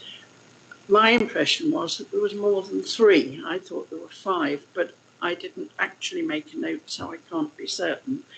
But certainly there are black bins standing there. They were tidy and out of the way, but nevertheless, they were there, and I do understand the concerns if they are fetched by in the hopper of a tractor or something. That is perhaps a different issue. And I am concerned to hear that the garage has been extended, but the drain pipe hasn't been properly connected, whatever, so all the rainwater from the garage roof, Sorry, Councillor Stribley, just to correct you, the garage has not been extended. The extension was withdrawn for that. You are right about the downpipe of the water, but the garage has not been extended. okay, but in which case, certainly there shouldn't be the rainwater from this garage roof pouring down into the neighbour's property. So I would like, but it's part of the current building, and I would like that ought to be attended to. Our building regulation should see to that in any event. So, and the planning officers listening into hopefully that would be dealt with. I'm concerned about it, Chairman. It is plainly started up, see if it will work. It does. It is a successful operation. It is growing. It ought to move into more suitable premises. So I think a 5-year extension is too long. So I would vote against that part. I'll wait and see what other members think, Chairman. Thank you, Councillor Shirley. Councillor O'Neill. Thank you, Chairman. Yeah, it's an interesting one, this, and it raises a lot of questions. It's interesting in that it's been trading for 2 years, and when we saw an earlier photograph, there was 4 cars on one drive and 2 on another, and I just wonder whether this is an issue of upset neighbours vis-a-vis parking. But I think more important than that observation is, the other things that need considering. There is a limit on their space to grow. They have removed from their plan an extension, and they will in due course be required to relocate if that business goes as they hope. I did go inside the facility. Quite deliberately, I knocked on the door and asked to see and hear it. There was no evidence of canning.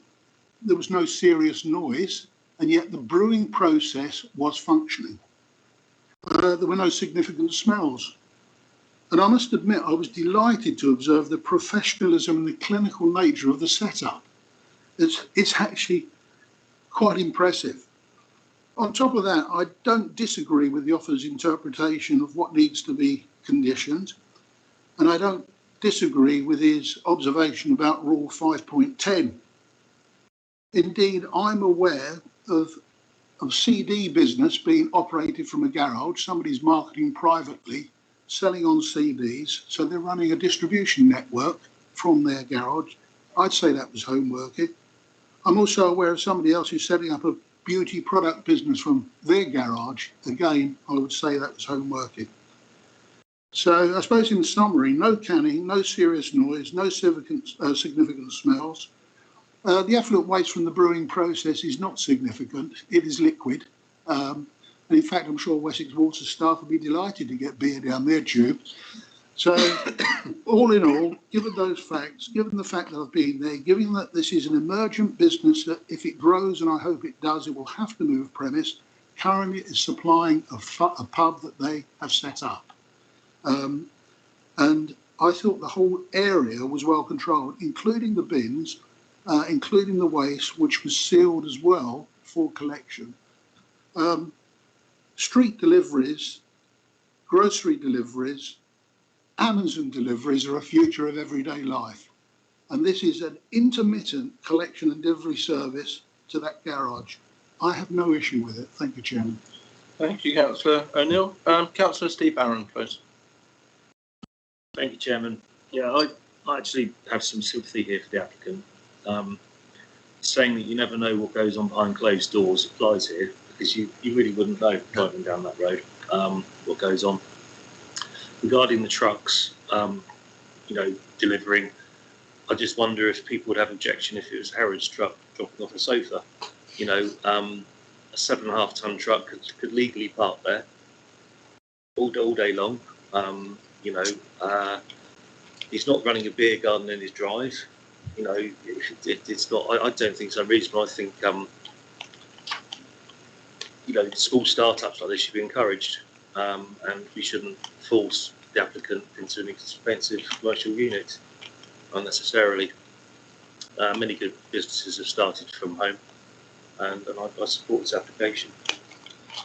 Thank you, Councillor Barron. Councillor Simon Bull, please. Thank you, Chair. I frequently drive down Feversham Avenue, and I haven't noticed it. There's this location particularly, it doesn't stand out. It doesn't appear to cause any problems as you're driving up and down the road. Obviously, I don't live there, so I'm unaware of the effect it has on the immediate residents, other than what they've told us. I note in one of the objections there's a mention of a constant droning noise, and I wonder if the officer could speak to that in a moment. And the vehicle movements and deliveries do concern me. We don't have a sofa from Harrods delivered every week, so I don't know how frequently. Well, I don't anyway.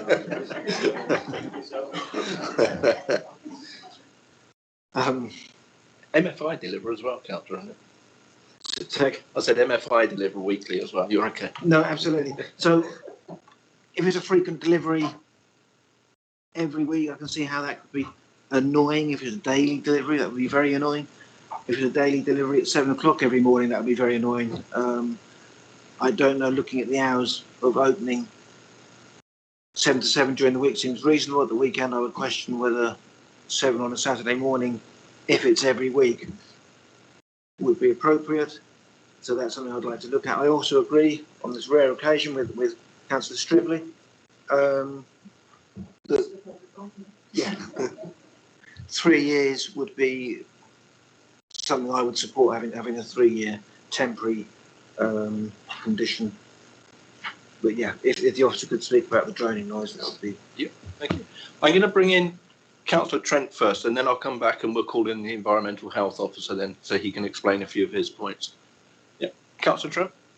Thank you, Chair. I do echo some of the points that have been made by the last few speakers, and I do think that we need to help small businesses develop, and you know, if this permission is already temporary, then I feel reasonably happy that it can be reviewed at a whether it's a 3-year or 5-year. I'm fairly open about that. You know, I would go along with what others feel about that. But when I went down there, when I eventually found the road, because I just found it a jungle of road and corners and so on, it's not an area that I know at all. You know, I sort of parked and I thought, is this it? You know, what's going on here? There's absolutely no sign that anything is happening there. In fact, the nearest thing that I could see that was looked as if stuff was going on, and it looked clumsy. It was a house a few doors down that was having extensions built or something like that. And you know, I hung around for a while, so I can't see anything, I can't hear anything. I took some photographs. I must actually look at those photographs to see if I can even spot the bins, because unfortunately, you know, this is one of these things where, you know, I couldn't download the report in advance. I just really had the paragraph about what was proposed there. And yeah, there wasn't any real evidence that anything was going on, so I can't see that it's a problem. I live in a road where according to Google Maps, we've got about 3 businesses located there. I'm not aware of those. I am aware of the number of commercial vehicles that are parked out in the road and so on, and the narrowness of the road and so on.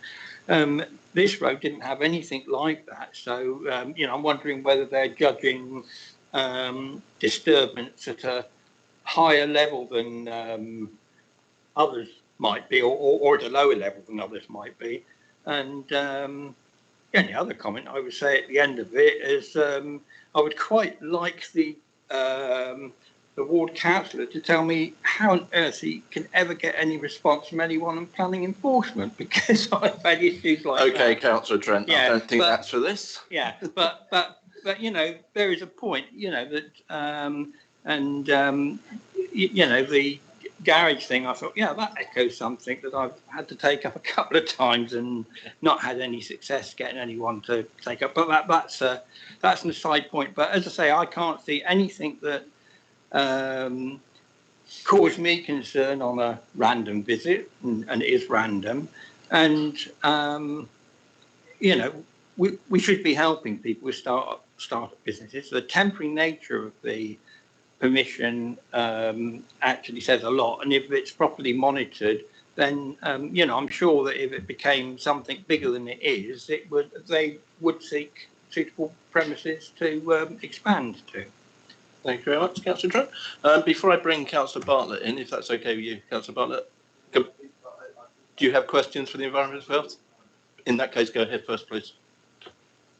Thank you, Chair. Yeah, I think that what's driving my attitude on this is the policy, which is the policy 5.10. Plan permission will be granted for further business use in residential properties, provided the use does not generate level of visitors, traffic, noise, or fumes that will have an adverse effect on the occupiers of adjacent and nearby residential properties. It's quite clear. Now, like the other members, I also visited the site. Yes, in a snapshot view, yes, you'd think, okay, what's the problem? There were actually additional things stored on the driveway in front of the garage, immediately in front of the garage door, including a pallet, for example, and stuff behind there. In itself, you would say that's not an issue, but when you take it in connection with what's being said, it does make you wonder about the quantum of the work that's going on inside. But of course, the people that really know or have an issue are the people that live next door, and they've made a very strong representation, because you know sometimes you have to live in an area to know exactly what's going on all the time, and it's a cumulative effect over some time before you start to realise what's actually happening. Of course, home working is generally, you know, working inside the front room or even in the garage, but it doesn't require plants. You know, this is quite an installation in here. It's like a mini industrial processing equipment, which is actually distinctly different from the normal sort of phrase of home working and small home businesses. That in itself is not a reason, I think, to object. But I think we do have to think about what the neighbours have said, and in particular, given the conditions that the officer has put in to contain the concerns of the neighbours, the question then for me becomes one of enforcement and monitoring of those. And I think Councillor Trent mentioned monitoring. Now, you know, given that we've got something that's developed without planning consent over a considerable time, it makes you question the effectivity of whether you can then actually monitor conditions imposed as a result of planning consent. You know, how much notice will actually be taken of them? It is another set of rules, of which some rules have already been broken. So there's a question of, you know, how effective can that be, those conditions? But the main issue I have, one, is what the potential impact on neighbours could be. And it is about noise, and I know the condition that's been applied to have that assessed and the extraction system put in. But I know from experience that particularly if you're nearby a motor that's operating well under the decibel limit of an environmental assessment, that it's on all the time. It drives you actually ballistic. And if you're actually stood on the boundary and you've got, say a hot tub that's running 24 hours a day next door to you, it actually can be really annoying. And so you wouldn't notice this on a snapshot visit, but it's something that a neighbour could actually pick up over a period of time, and it starts to drive you insane. So, you know, I think we have got to listen to what neighbours are saying. The other issue is about the quantum of work. Clearly, the quantum of work actually increased to the point that they wanted to extend the garage to make it even bigger, to make it a bigger operation. But as the planning officer said, he wasn't prepared to go along with that. But it still indicates that there's a significant quantum of work there, which does increase the activity in terms of traffic, visitors, and all the rest of it that go along with it. So I do have concerns about it, but my main concern is about the noise, potential for noise, and how that might affect the neighbours. So I'd be interested to hear what the environmental officer says. Thanks, Councillor Bartlett. So, Mr. Davies, could we bring the environmental health officer in, please? Yes, it's Mr. Hill, Andrew Hill. Andrew, are you there? Yeah, that's fine. Thank you, Chair. Thank you. As the environmental health team, we would consider a number of environmental issues, including noise, odour and vibration, before we ultimately make our recommendation to the planning department. So typically this recommendation would be that the application be refused or approved, or indeed in this instance approved subject to appropriate conditions. As Mr. Davis said, I did indeed visit the site and I met with the applicant. This was an unannounced visit, so the applicant wasn't aware that I was turning up to do my visit. At the time of our visit, we discussed the current operation of the business and the intention to increase further production by increasing the fermenter vessels from 4 to 6. We discussed the brewing and fermenting cycle and obviously for the finished product of the craft beers. We discussed the time scale. My understanding is that the whole brewing process will take 6 weeks from beginning to end. At the time of the visit, we also discussed the deliveries because I had concerns with regards to the frequency of deliveries and the duration of deliveries. So the brief notes I made at the time of the visit was that the deliveries consisted of obviously grain, hops, and yeast, as well as a large quantity of the cans that were delivered every month. And I think if my memory serves me correctly, we're talking of something about 2,000 cans per month were delivered to this site. The operator had made the decision from the outset that he would not bottle his product. He would place it in cans because he acknowledged that bottling is inherently quite noisy. And that was obviously a decision that I thought was a very good decision. I think in relation to the comments about noise, when I did my visit, I had no concerns whatsoever about noise. The whole activity is confined within an insulated timber stud melamine chipboard structure.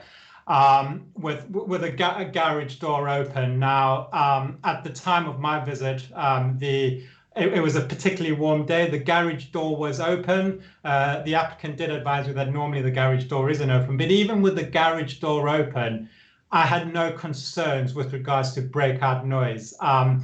This is inherently not a noisy activity. As far as I know, the only noise would be through the delivery, the canning. I mean, the canning process is there's no noise associated with the canning process. However, there is the consideration about the potential noise from air circulation, fans, or pumps associated with the chiller process.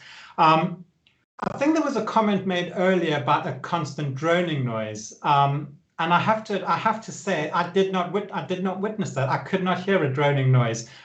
There was a chiller unit that was operating at the time I did my visit. The chiller unit seemed to be well maintained.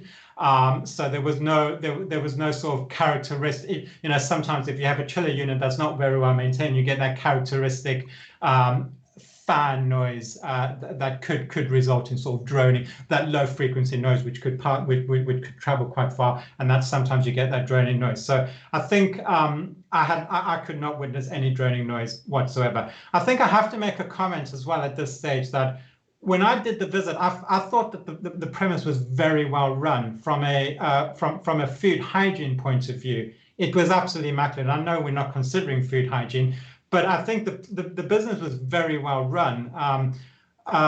We have had dealings with this applicant before when he applied for his premises license, and he's really keen to work with us. So if in the future we did indeed get any complaints about the operation of the business, I'm quite confident that we would be able to work very well with this operator because we have worked with him in the past. And I think the other point I should really make at this point as well is prior to this meeting, I looked at our council records for complaints. We've never received complaints from residents with regards to noise and vibration, vibration or odor from the property. So as a result, we've when I made my recommendations to Mr. Davis, I did ask for a safeguarding noise condition to be in place. And it was a condition as already been discussed, asking that the rating level of any noise generated by plant and equipment as part of the development be at least 5 decibels below the pre-existing background level as determined by the British Standard 4142, which is the method of rating industrial noise affecting mixed residential and industrial areas. We were very specific that the background, when assessing the background noise levels, the existing brewery equipment should be switched off to establish accurate levels. I know a comment was made with regards to that if indeed, and I know there may be a slight change in this condition, and the noise condition, the noise. The acoustic report be submitted within a certain timescale to the local authority to comment, and that's quite a common condition, and that's something we're quite used to in the environmental health team dealing with. So we've got quite good relationships with a lot of our local acoustic consultants. So I'm quite happy for that condition to be attached. I can liaise with the acoustic consultant in terms of what my requirements would be. So if indeed Mr. Davis did want to change that condition, I'd be quite supportive of that. It's always useful from our point of view as well to be able to speak to the acoustic consultant in terms of our concerns. I think finally the comment that was made with regards to odor. When I did my visit, there was no odor evidence whatsoever. The process is sealed. I think my understanding when I spoke to the applicant, from a hygiene point of view, the vessels have to be sealed. So any odor is contained within these sealed vessels. There is obviously the odor associated in the actual initial brewing process, in the initial the cooking process, but this tends to be of very, very short duration, and I would have no concerns in terms of that. So any odor is in the beginning of the process, and it's for a very short time scale. So I would certainly not have any concerns about that. However, saying that, the applicant has there is the intention to have a carbon filtered extraction hood, which is placed over the brewing kettles to minimize any sort of emission of odors into the environment. So I think really sort of just to sum up, I have no concerns with regards to this business, and happy to take any questions from any of the members.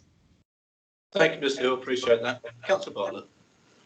Yeah, the question is, when the carbon filtration, if that's imposed as a condition, will that be measured for noise levels at that point to make sure it falls with the standard that you mentioned just now? Mr. Hill? Absolutely, yes. So yeah, absolutely. So any sort of noise and extraction units would need to meet the noise requirements. Absolutely. So the British standard that was referred to in the planning condition would cover any sort of plant associated with the equipment. So that covers plant from cooling units right up until and including extract ventilation systems. So yes, absolutely, that would need to meet that requirement. Any further comments, Councillor Dion? Yeah, I've been to the site myself and actually went in unannounced. We found that actually I think the extraction fan is going to cause more noise than what's currently there. When you stick something on the side of a house or a side of a shelter and start running a fan, it's actually going to increase the noise. So I'm not really a fan of the extraction filter because I think it's superfluous to need, in all honesty. We were in there, they keep it closed. One of the things you do when you're brewing, you want to keep a clean environment. You want to keep, in fact, bacteria and the other things that are necessary in the brewing process to a minimum. So the last thing you want to do is expose yourself to a lot of extra air. It doesn't smell. There's a gentle bubbling sound of the excess carbon dioxide. Just like most people drink beer actually do the same thing when they burp. There are only 4 vessels going there. That's all they've got room for, in all honesty. It's a small little cottage industry, and I'm going to be in favor of it, and I would like to move to grant permission. Thank you, Councillor Dion. That's fine, Merrick. I'll take that down. Then go ahead. Yes, I haven't got any axe to grind with this. I do not drink beer. I do not like beer. So I am not biased in any way. In fact, I could be biased in the against rather than for. But like everybody else, I went to visit. I didn't go in. The garage door was shut, but I didn't see, hear, or smell anything. There was nothing that I could see on the frontage, apart from a couple of cars parked. There were also cars parked all round. A lorry drove away as we arrived, but I have no idea whether it was anything to do with the brewing process or not. It could have been anything, but it was outside the house. But it went as we arrived, so and it was unlabelled. I'm just thinking about the condition for noise and working hours. I can see the point, but think about what other people, many people, do with garages. They run washing machines and tumble dryers. They run fridges and freezers. They use them as workshops and have power drills and radios blaring. I mean, you know, you can't condition all of those. So I'm very happy that this goes ahead. Thank you, Councillor Lepedevin. I'm going to go to members that haven't spoken already. So, Councillor Davies. Thank you, Chairman. I think what we need to identify as well is there's been a massive sea change. The system now is entirely different. They bought the bar, so there's no off sales at the home. So that's cut down cars arriving down Faversham Avenue. They say that they've now negotiated with one supplier that it will only be a one delivery every 6 to 8 weeks. And I would imagine that, because looking at the quantities of the other ingredients, they're very tiny. So I would imagine the delivery for those deliveries is something like possibly a transit van, but not a lorry. I think the only lorry is the one that brings the grain.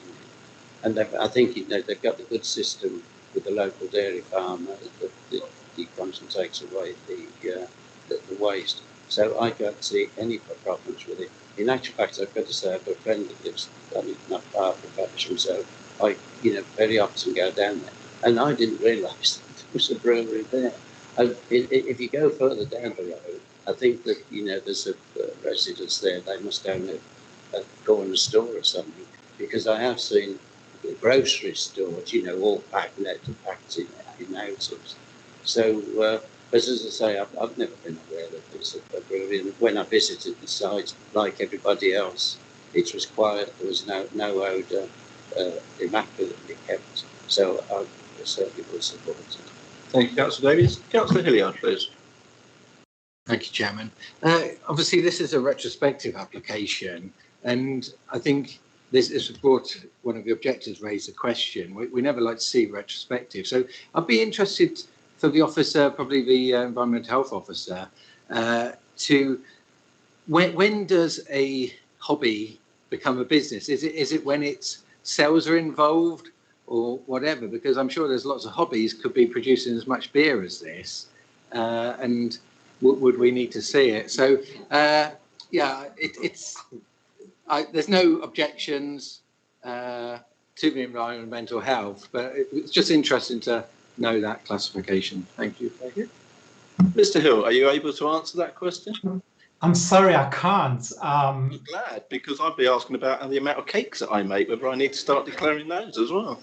Yeah, I suppose that we need to consider in terms of, so if you're selling sort of 20 tons of beer a month, then quite clearly. But I think with this business, I think they're very much limited in terms of volume. I think he's always going to be limited in terms of volume. So I think the applicant himself does acknowledge that eventually, if the business does grow, he would need to move into a bespoke unit to increase the production. So, but I'm so sorry, I can't really answer your question as to when. That's fine. I have an answer in front of me now. And the answer is that in planning terms, it would be when it results in a change to the character of the land. There we go. So that's an answer for you. So if members have no further new points to raise, Councillor Stribley, come along. One Chairman, don't be cross with me. My first job, incidentally, I worked 3 years for one of the largest. Councillor Stribley, is this planning related? Yes, I worked. Then get to the point, please, not about your previous employment. For 3 years for the largest Midland brewery, so I do have some experience. Any new extraction fans, etc., should be pointed towards the parent property and not towards the neighbour. I think that should be conditioned. I presume this permission will now turn it from a domestic property into a small business, so it should presumably be rated differently. And I will support the proposal to grant, but I would like to amend the condition to 3 years rather than 5. Thank you. If I have support for that amendment. Come on, Councillor. Yeah, I was going to say, this is a small start-up business. We've heard about noise driving people ballistic. It's taken 2 years to get ballistic. So I would make that observation. I agree entirely with what the environmental officer has said. And I also have some experience of the brewing industry from several years ago, but I won't go into that. Good. What I would like to do is move it to conclusion. If it has to be conditioned, it's a start-up, extraction, the right level of extraction, if it has to be had, is not insignificant. I'd rather see a 5-year rather than a 3-year. And I think that's fair and reasonable. I'm not actually sure that it's deemed necessary. The brewing process is in cylinders are about the size of a large water immersion heater water tank. It's an enclosed process. It involved removing the mash about every 6 weeks, having filtered off all the liquid. So I'm going to support it, but if it has to be conditioned, 5 years, not 3. Thank you. Thank you, Councillor. No, I mean, I am minded to stick with the 5 years that has been presented by the officers. I think we should be encouraging small businesses to start up. We've had 2 diabolical years for everybody concerned. It does give the people the chance to continue with their build-up of work, and it also gives them plenty of time to find a new premises, which they will make plainly clear.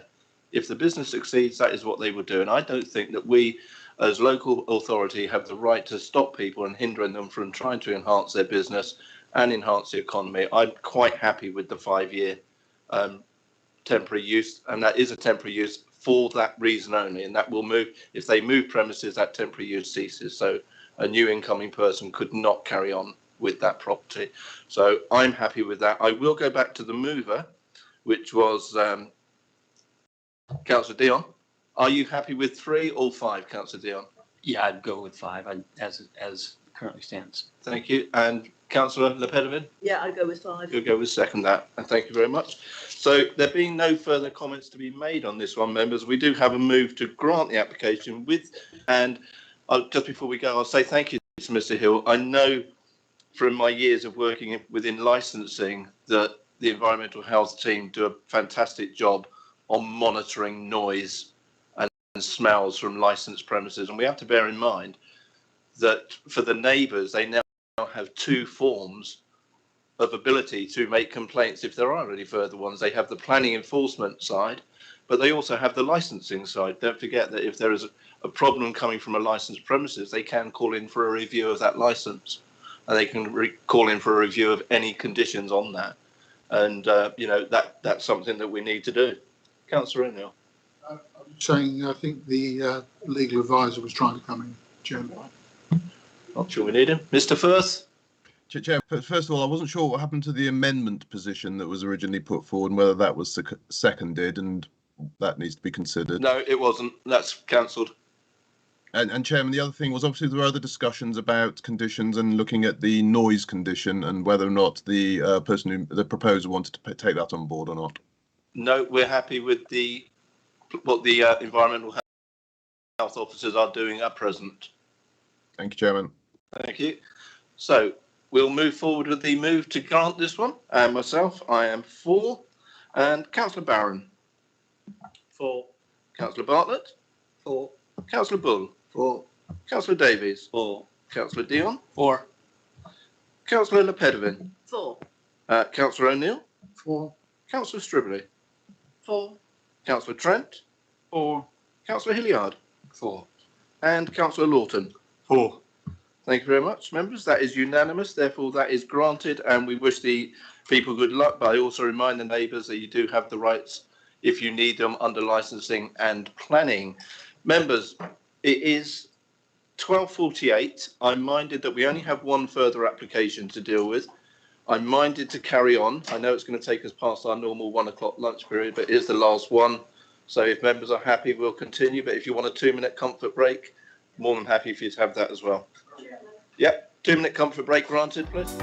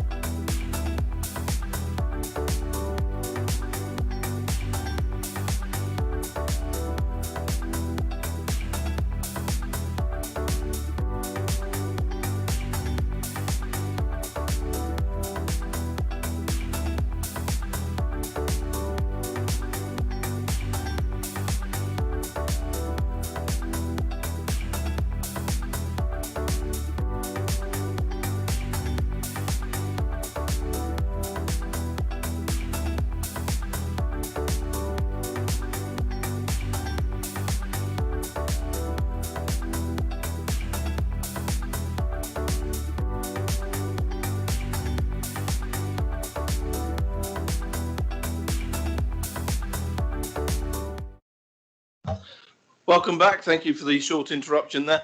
And we will move straight back onto the agenda, and we will going on to 27 Whitfield Lane, Whitfield Avenue.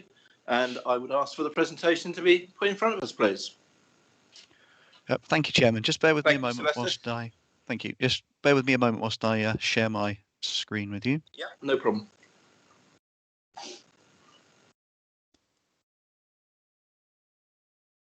Thank you. We can see that. Right. Okay, that's great. Thank you.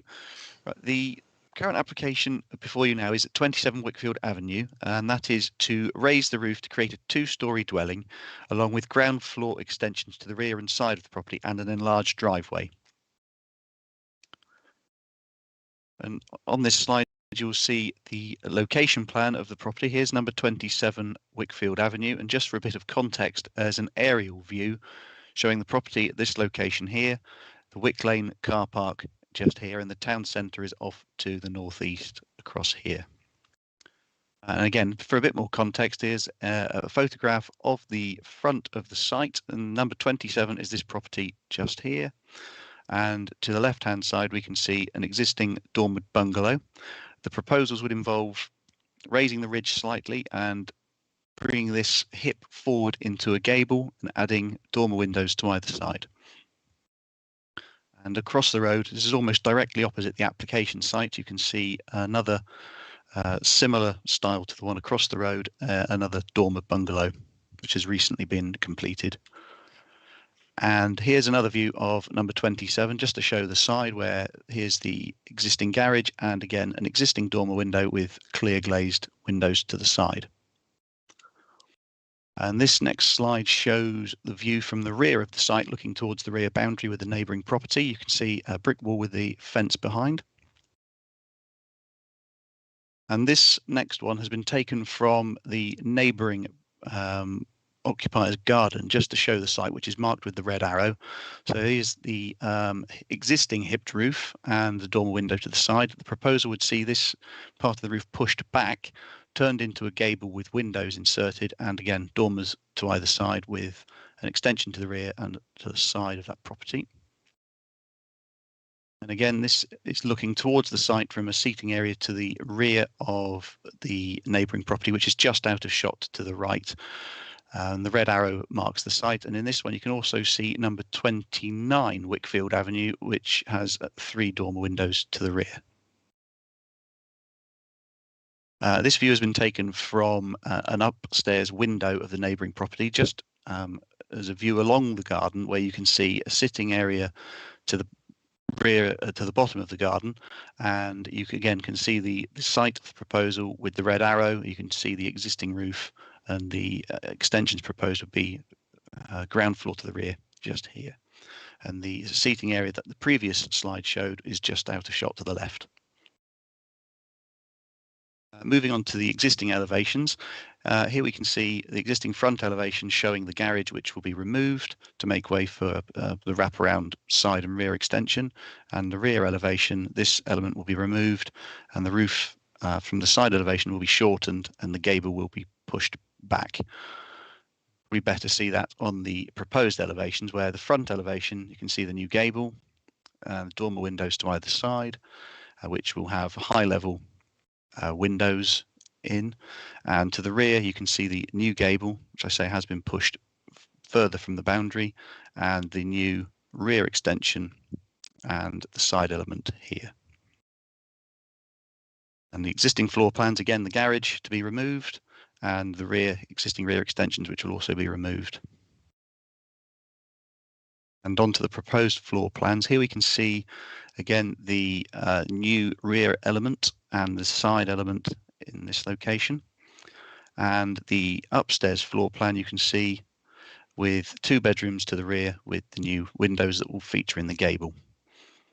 And finally, I'll show the proposed site plan, which includes the expanded driveway, which has parking for several cars, the rear extension, and the side element as well. On the basis of the detail presented in this presentation and also contained within the report, officers are satisfied that the proposals are acceptable, and therefore the recommendation is to approve. Thank you, Chair. Thank you, Mr. Lester. Mr. Howard. Yes, thank you, Chairman. We have two objectors, one of which is a written statement and the other is here in person. So could I call for Peter Jones to come to the microphone? Just bear with 1 moment, ladies and gentlemen. He's got a child with him, so we're just caring for the child while he comes in to talk.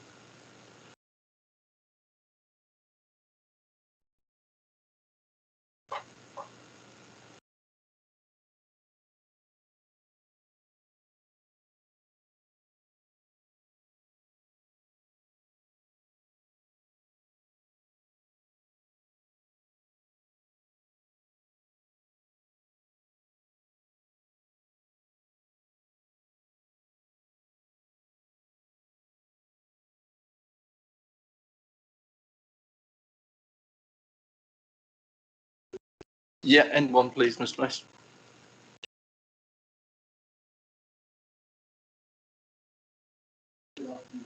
Good afternoon. Sorry, could you just press the button on your microphone, please? Yeah, that's great. Thank you. I'm the owner of 31 Whitfield Avenue, and I'm present at this meeting to appeal to you to request the amendments of plans of 27 Whitfield Avenue. I'm fully aware that the owner wishes to redevelop the site, but the proposed plans significantly invade my family's privacy, especially for my two children, aged 2 and 5, who play on the garden on a daily basis.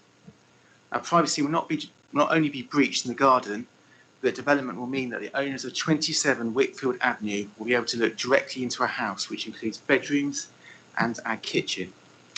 This will impact our lives forever. I appointed James Kane from Planning Base Limited to independently assess the application, and he agreed that our privacy will be significantly breached because of the proximity of 27 Whitfield Avenue. He has detailed this in a statement that will be read out to you in due course, and my wife and I wholeheartedly support his conclusions. I fully appreciate the permitted development rules and regulations, but I appeal to you to ask for one of the rear-facing windows to be obscured glazing and for the bedrooms to be allocated at the front of the property. Our dream home and a way of living will be tarnished forever by this development, so please take our views on board when casting your vote. Thank you. Thank you very much, and thank you very much for attending. I appreciate it's difficult with childcare and everything as well, so thank you. So moving on to the statement from Mr. James Kane, he writes, "My name is James Kane, MRTPI, Planning Consultant and Planning Base Limited. I speak on behalf of the owners of 31A Whitfield Avenue, which is the adjacent residential property to the northwest of the application site. I recognise the fallback position referred to by the officer in the report, although there is no certificate of lawful use which confirms its existence. The planning inspector at an appeal would certainly only give weight to such a position if a clue was granted. The potential permitted development scheme would allow for overlooking of the private garden outside of 31A, but that doesn't hide from the fact that the submitted scheme isn't the optimum design solution here. It is unneighbourly in the extreme to propose a new bathroom at first floor level, but to place that on the street elevation when the rear elevation is overlooking other dwellings at such close proximity. To exacerbate this situation, the other front floor window accommodates a landing. If this application is to be approved today in line with the officer's recommendation, then there should at the very least be a planning condition which would allow for one of the rear-facing windows to be obscure glazed. That would serve the bedroom, which should be repositioned to the rear of the dwelling and thus reduce harmful overlooking, which the officer in his report accepts will be the case.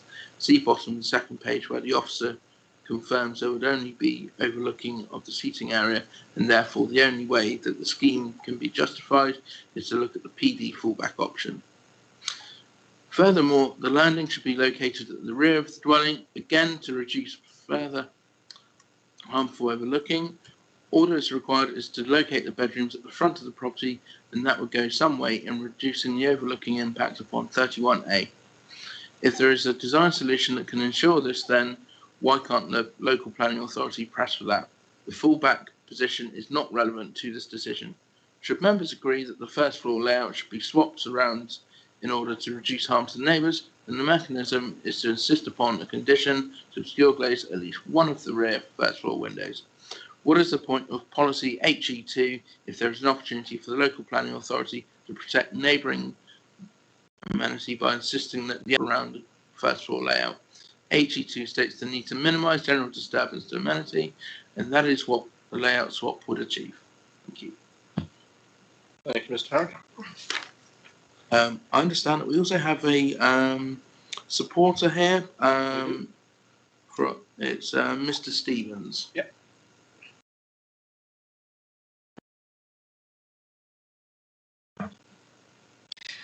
Thank you for allowing me to address you and support this planning application today. It feels very strange actually being in person.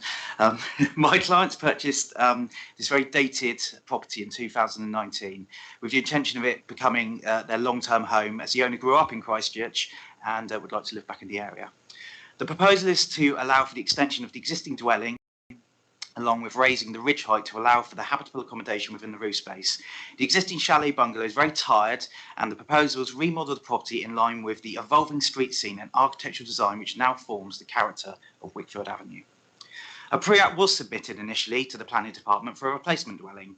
The pre-app response was very constructive as it supported the principle of development on the site, and a decision was made to submit a formal planning application for the extension and remodel of the existing property.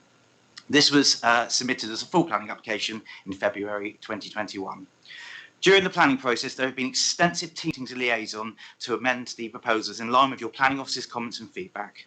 My client had to make compromises during the process, but we feel that the proposal in front of you satisfies both my client and your planning officers. In the planning officer's report, it states the proposal would respect and preserve the character and appearance of the surrounding area.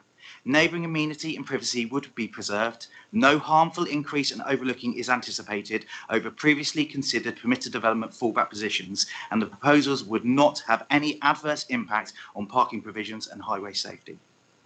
It also states the development plan policies considered in reaching this decision are set out above, subject to conditions. The proposal is acceptable, and according to NPPF paragraph 11C, development should be approved without delay. We've worked hard with your planning officers with this existing building to create a family home for my clients. Due to the constant delays, the building has been sat in quite a state of disrepair, and my clients haven't been able to do anything with the building until this planning process is finalised.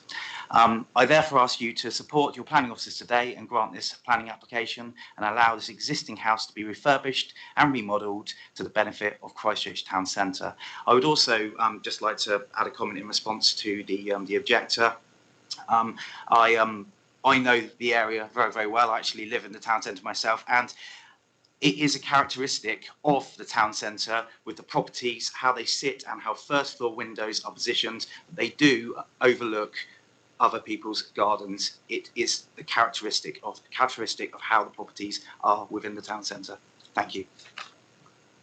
Thank you, Mr. Stevens. Mr. Lester, is there anything you've heard that you would like to come back on before I open this up to the panel?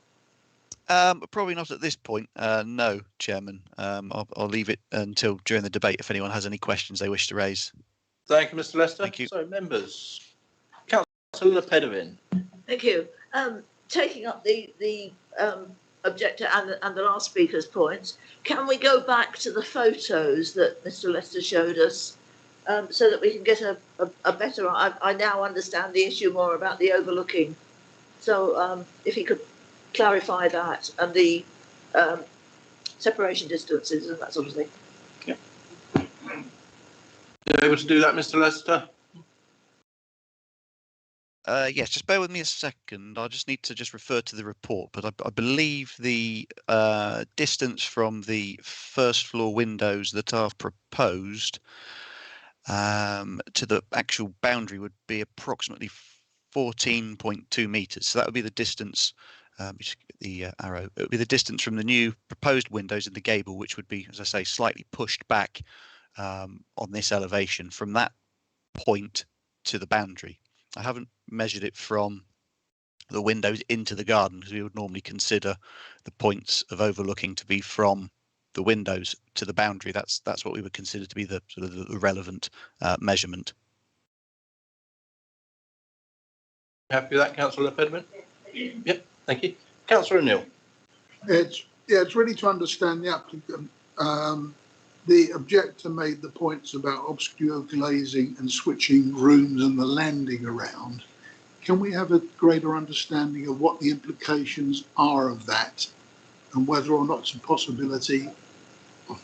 I think that would entail having a new planning application put in, Councillor O'Neill, because that's not what's on the board in front of us today. We're not here to ask applicants to change rooms around. No. We're here to determine the application that they put in front of us as they put it in front of us. Okay. If you're not happy about it, then you will be obviously within your right to and the subsequent question was about the overlooking the garden, which I do understand, but was there not a comment about overlooking into the kitchen? And is that a kitchen or is it a complete family area with no other lounge? Thank you. Mr. Lester? Yes, thank you. I have visited the property, and from what I saw at the time, the element immediately to the rear. Just bear with me a second. I'll go back to some of the pictures. Yeah, from this point here on this slide, that element I think was making up the kitchen of the neighbour's property, and as you can see, this would be some way down the garden. I mean, it would be extremely sort of oblique form of overlooking, I would say, to look from the windows in a gable elevation across into their kitchen windows. Obviously, at the moment, there's clear glazed windows in this dormer. There is some vegetation there, but I would imagine views from these windows could potentially obtain views across this element of the garden at the current time. Okay, Councillor Strubley. Just a question, if I heard rightly, the sill height of the windows at first floor is either normal sill height or high, because didn't they say high level windows on part of the presentation? We're not looking at any floor to ceiling windows in the first floor, are we? No. Then to look out, you've really got to stand there with your nose against the glass, as virtually every property in the borough could do to its neighbours. And if you do that for 5 seconds as you open the curtains in the morning, that's it. It doesn't cause an overlooking problem that I'm aware of. Yep. Any further comments, Councillor Trent? Yes, thank you, Chair. Again, I visited the site yesterday. Unfortunately, was completely unable to download the report, but in some ways it was actually useful because I had no preconceptions at all of what I was looking at other than what it was proposed. And the impression I had, and I don't know whether it's covered by one of the representations under 12, is that the property that hasn't been mentioned, actually, the one at number 25, would be seriously overshadowed by the extra height on that side. At the moment, they've got a sloping roof. And, I took note of where the shadow was. It was 1 p.m, so, pretty close to midday. And you could actually see then that the side of the building was overshadowed by what was there. Obviously, as you get closer to summer, the sun's higher and you get less of a shadow. But I don't know whether loss of light and overshadowing is with relation to number 25. But I did think that the rather squared off dormer on that side just made an overshadowing issue worse. But as I say, I don't know whether a representation's been made or how much it counts. But I certainly, if I was living in number 25, I would be objecting to the overshadowing effect of that. And when you look at the floor plan, it goes back quite a long way. In fact, it could affect the whole of their garden, and the direction of the sun would indicate to me that the overshadowing would be a large part of the day in anything other than high summer. So that's just the only point I've got to make. Yeah, loss of light and overshadowing was one of the 7 objections that came in on that. So, Mr. Lester. Yes, thank you. Yeah, we would consider any potential overshadowing, overbearing impacts or loss of light as part of the process. I mean, the actual height increase is relatively modest. I think it's 300 millimeter increase to the ridge height. And as I said in the presentation, it's actually being cut back as well. The depth of the roof is being reduced over what it is at the moment. So the actual 2-story, sorry, the first floor element with the gable will end approximately in this location. So whilst there might be some additional shading and to the neighbouring property at number 25, I don't think it would be so significant that it would have altered the recommendation that's before you. You okay with that, Councillor Trump? Well, yeah, but you know, it's still a foot, and I was thinking of the gable, not the ground floor, and you know, it does add something quite a lot bulkier on what is a sloping roof. And a sloping roof, you tend to get a more steady shadowing, and as I say, where I stood in the road, you would effectively, the light would go slightly at an angle, the noonday light, but then the whole of the day's light, or the core part of the day's light, could be affected to number 25. But I don't think it was a deal breaker. But I do think that, you know, there ought to have been a little bit of a graduation there in the actual height, because the building, the number 29 is already at a higher level, but you know, I think the side adjacent to 25 could have been dealt with differently. But okay, your points are noted. Thank you, Councillor Dion. Chairman, I think this is perfectly acceptable plan, and I would move to accept it. Recommendation. Don't all rush. Thank you for that, Councillor Dion and Councillor Stribley. Do we have other members that wish to speak to this application, or is everyone content? I see no more hands raised, so I will point out that there were only the 7 objections to this, and I know some people say, yep, but there were still 7. There were, quite rightly so. It was also called in by a ward councillor who is not here to defend his call-in, which, as you know, members, in my opinion, is damn wrong. If you call an application in, come to the planning board and deal with it when you call it in. If you're not going to call it in, or if you're not going to attend, then don't call it in. Otherwise, this would not have been with us today, and we would not be sat here dealing with this. I have no problems with this application today. I can only see benefits coming from it for the applicants. I appreciate there may be some slight shadowing, but nothing has been brought to mind by the planning officers or by anyone else objecting to it on this one. So I'm more than happy to support the move by Councillor Dion on this one and Grant. I think so too. I think it would be minimal and sort of like non-negotiable anyway. So it's going to happen. We get overshadowing as the sun moves around. So members, I'm going to go to the move on this one if there's no further comment. And for myself, I am in favour of this. Councillor Barron. 4. Councillor Bartlett. 4. Councillor Bull. 4. Councillor Davies. 4. Councillor Dion. 4. Councillor Pedevin. 4. Councillor O'Neill. 4. Councillor Trent. I'll say 4. Thank you. Councillor Hilliard. 4. And Councillor Lawton. 4. Thank you. And just for clarification, that move was seconded by Councillor Anne Stribley. Chairman, I'm also 4. Thank you. Thank you, Councillor Stribley. I had already put you down as you had seconded it. Thank you. So therefore, that application is granted in full in unanimous vote. Members, that is the last application that we have to deal with this morning. So at that point, I will now close the meeting. If you could just hang on for 2 seconds.